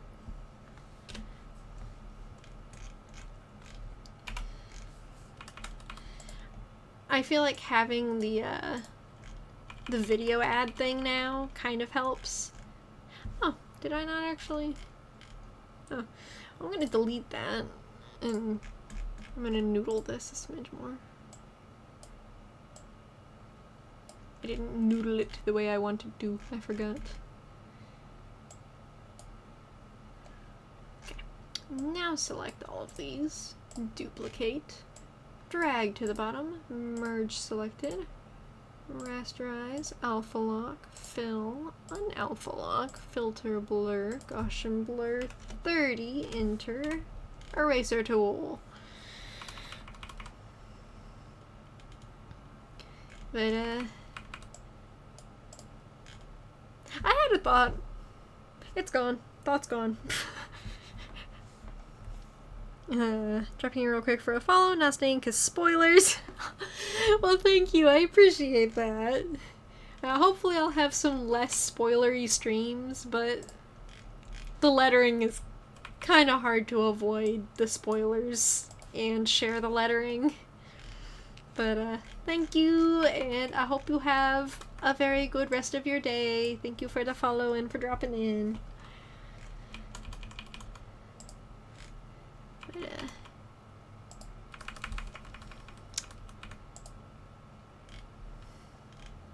yeah, I generally don't remember what thought I had. The thought is just gone forever. Oh well. Moving on.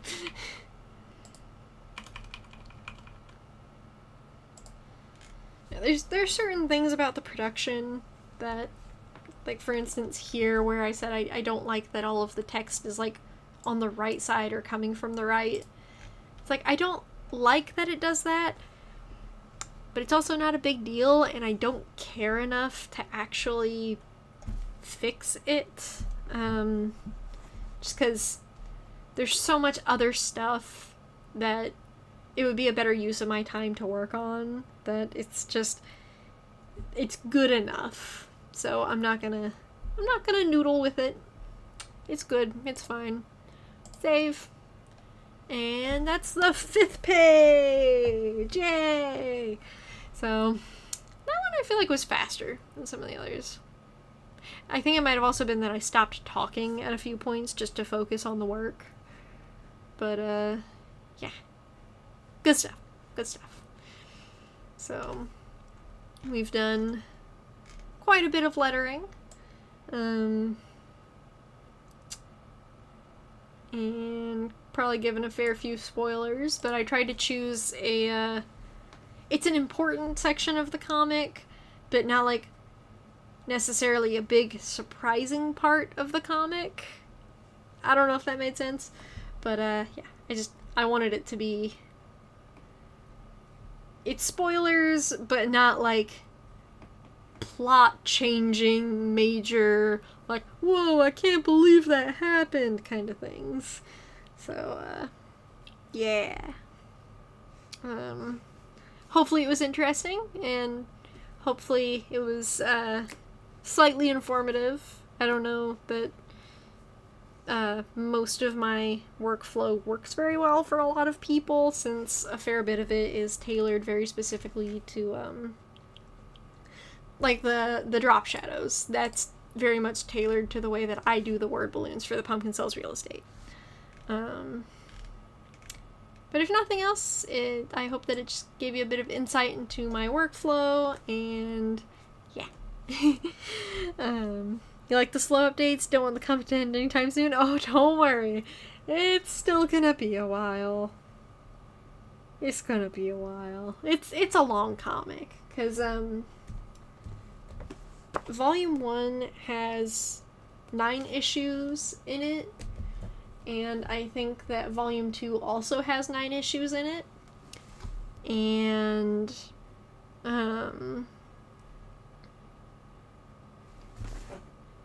I honestly can't remember how many issues are in Volume 3, but it's, like, somewhere between 8 and 10 issues, and an issue takes me a long time to make. So it takes me a few months to make a single 20-page issue.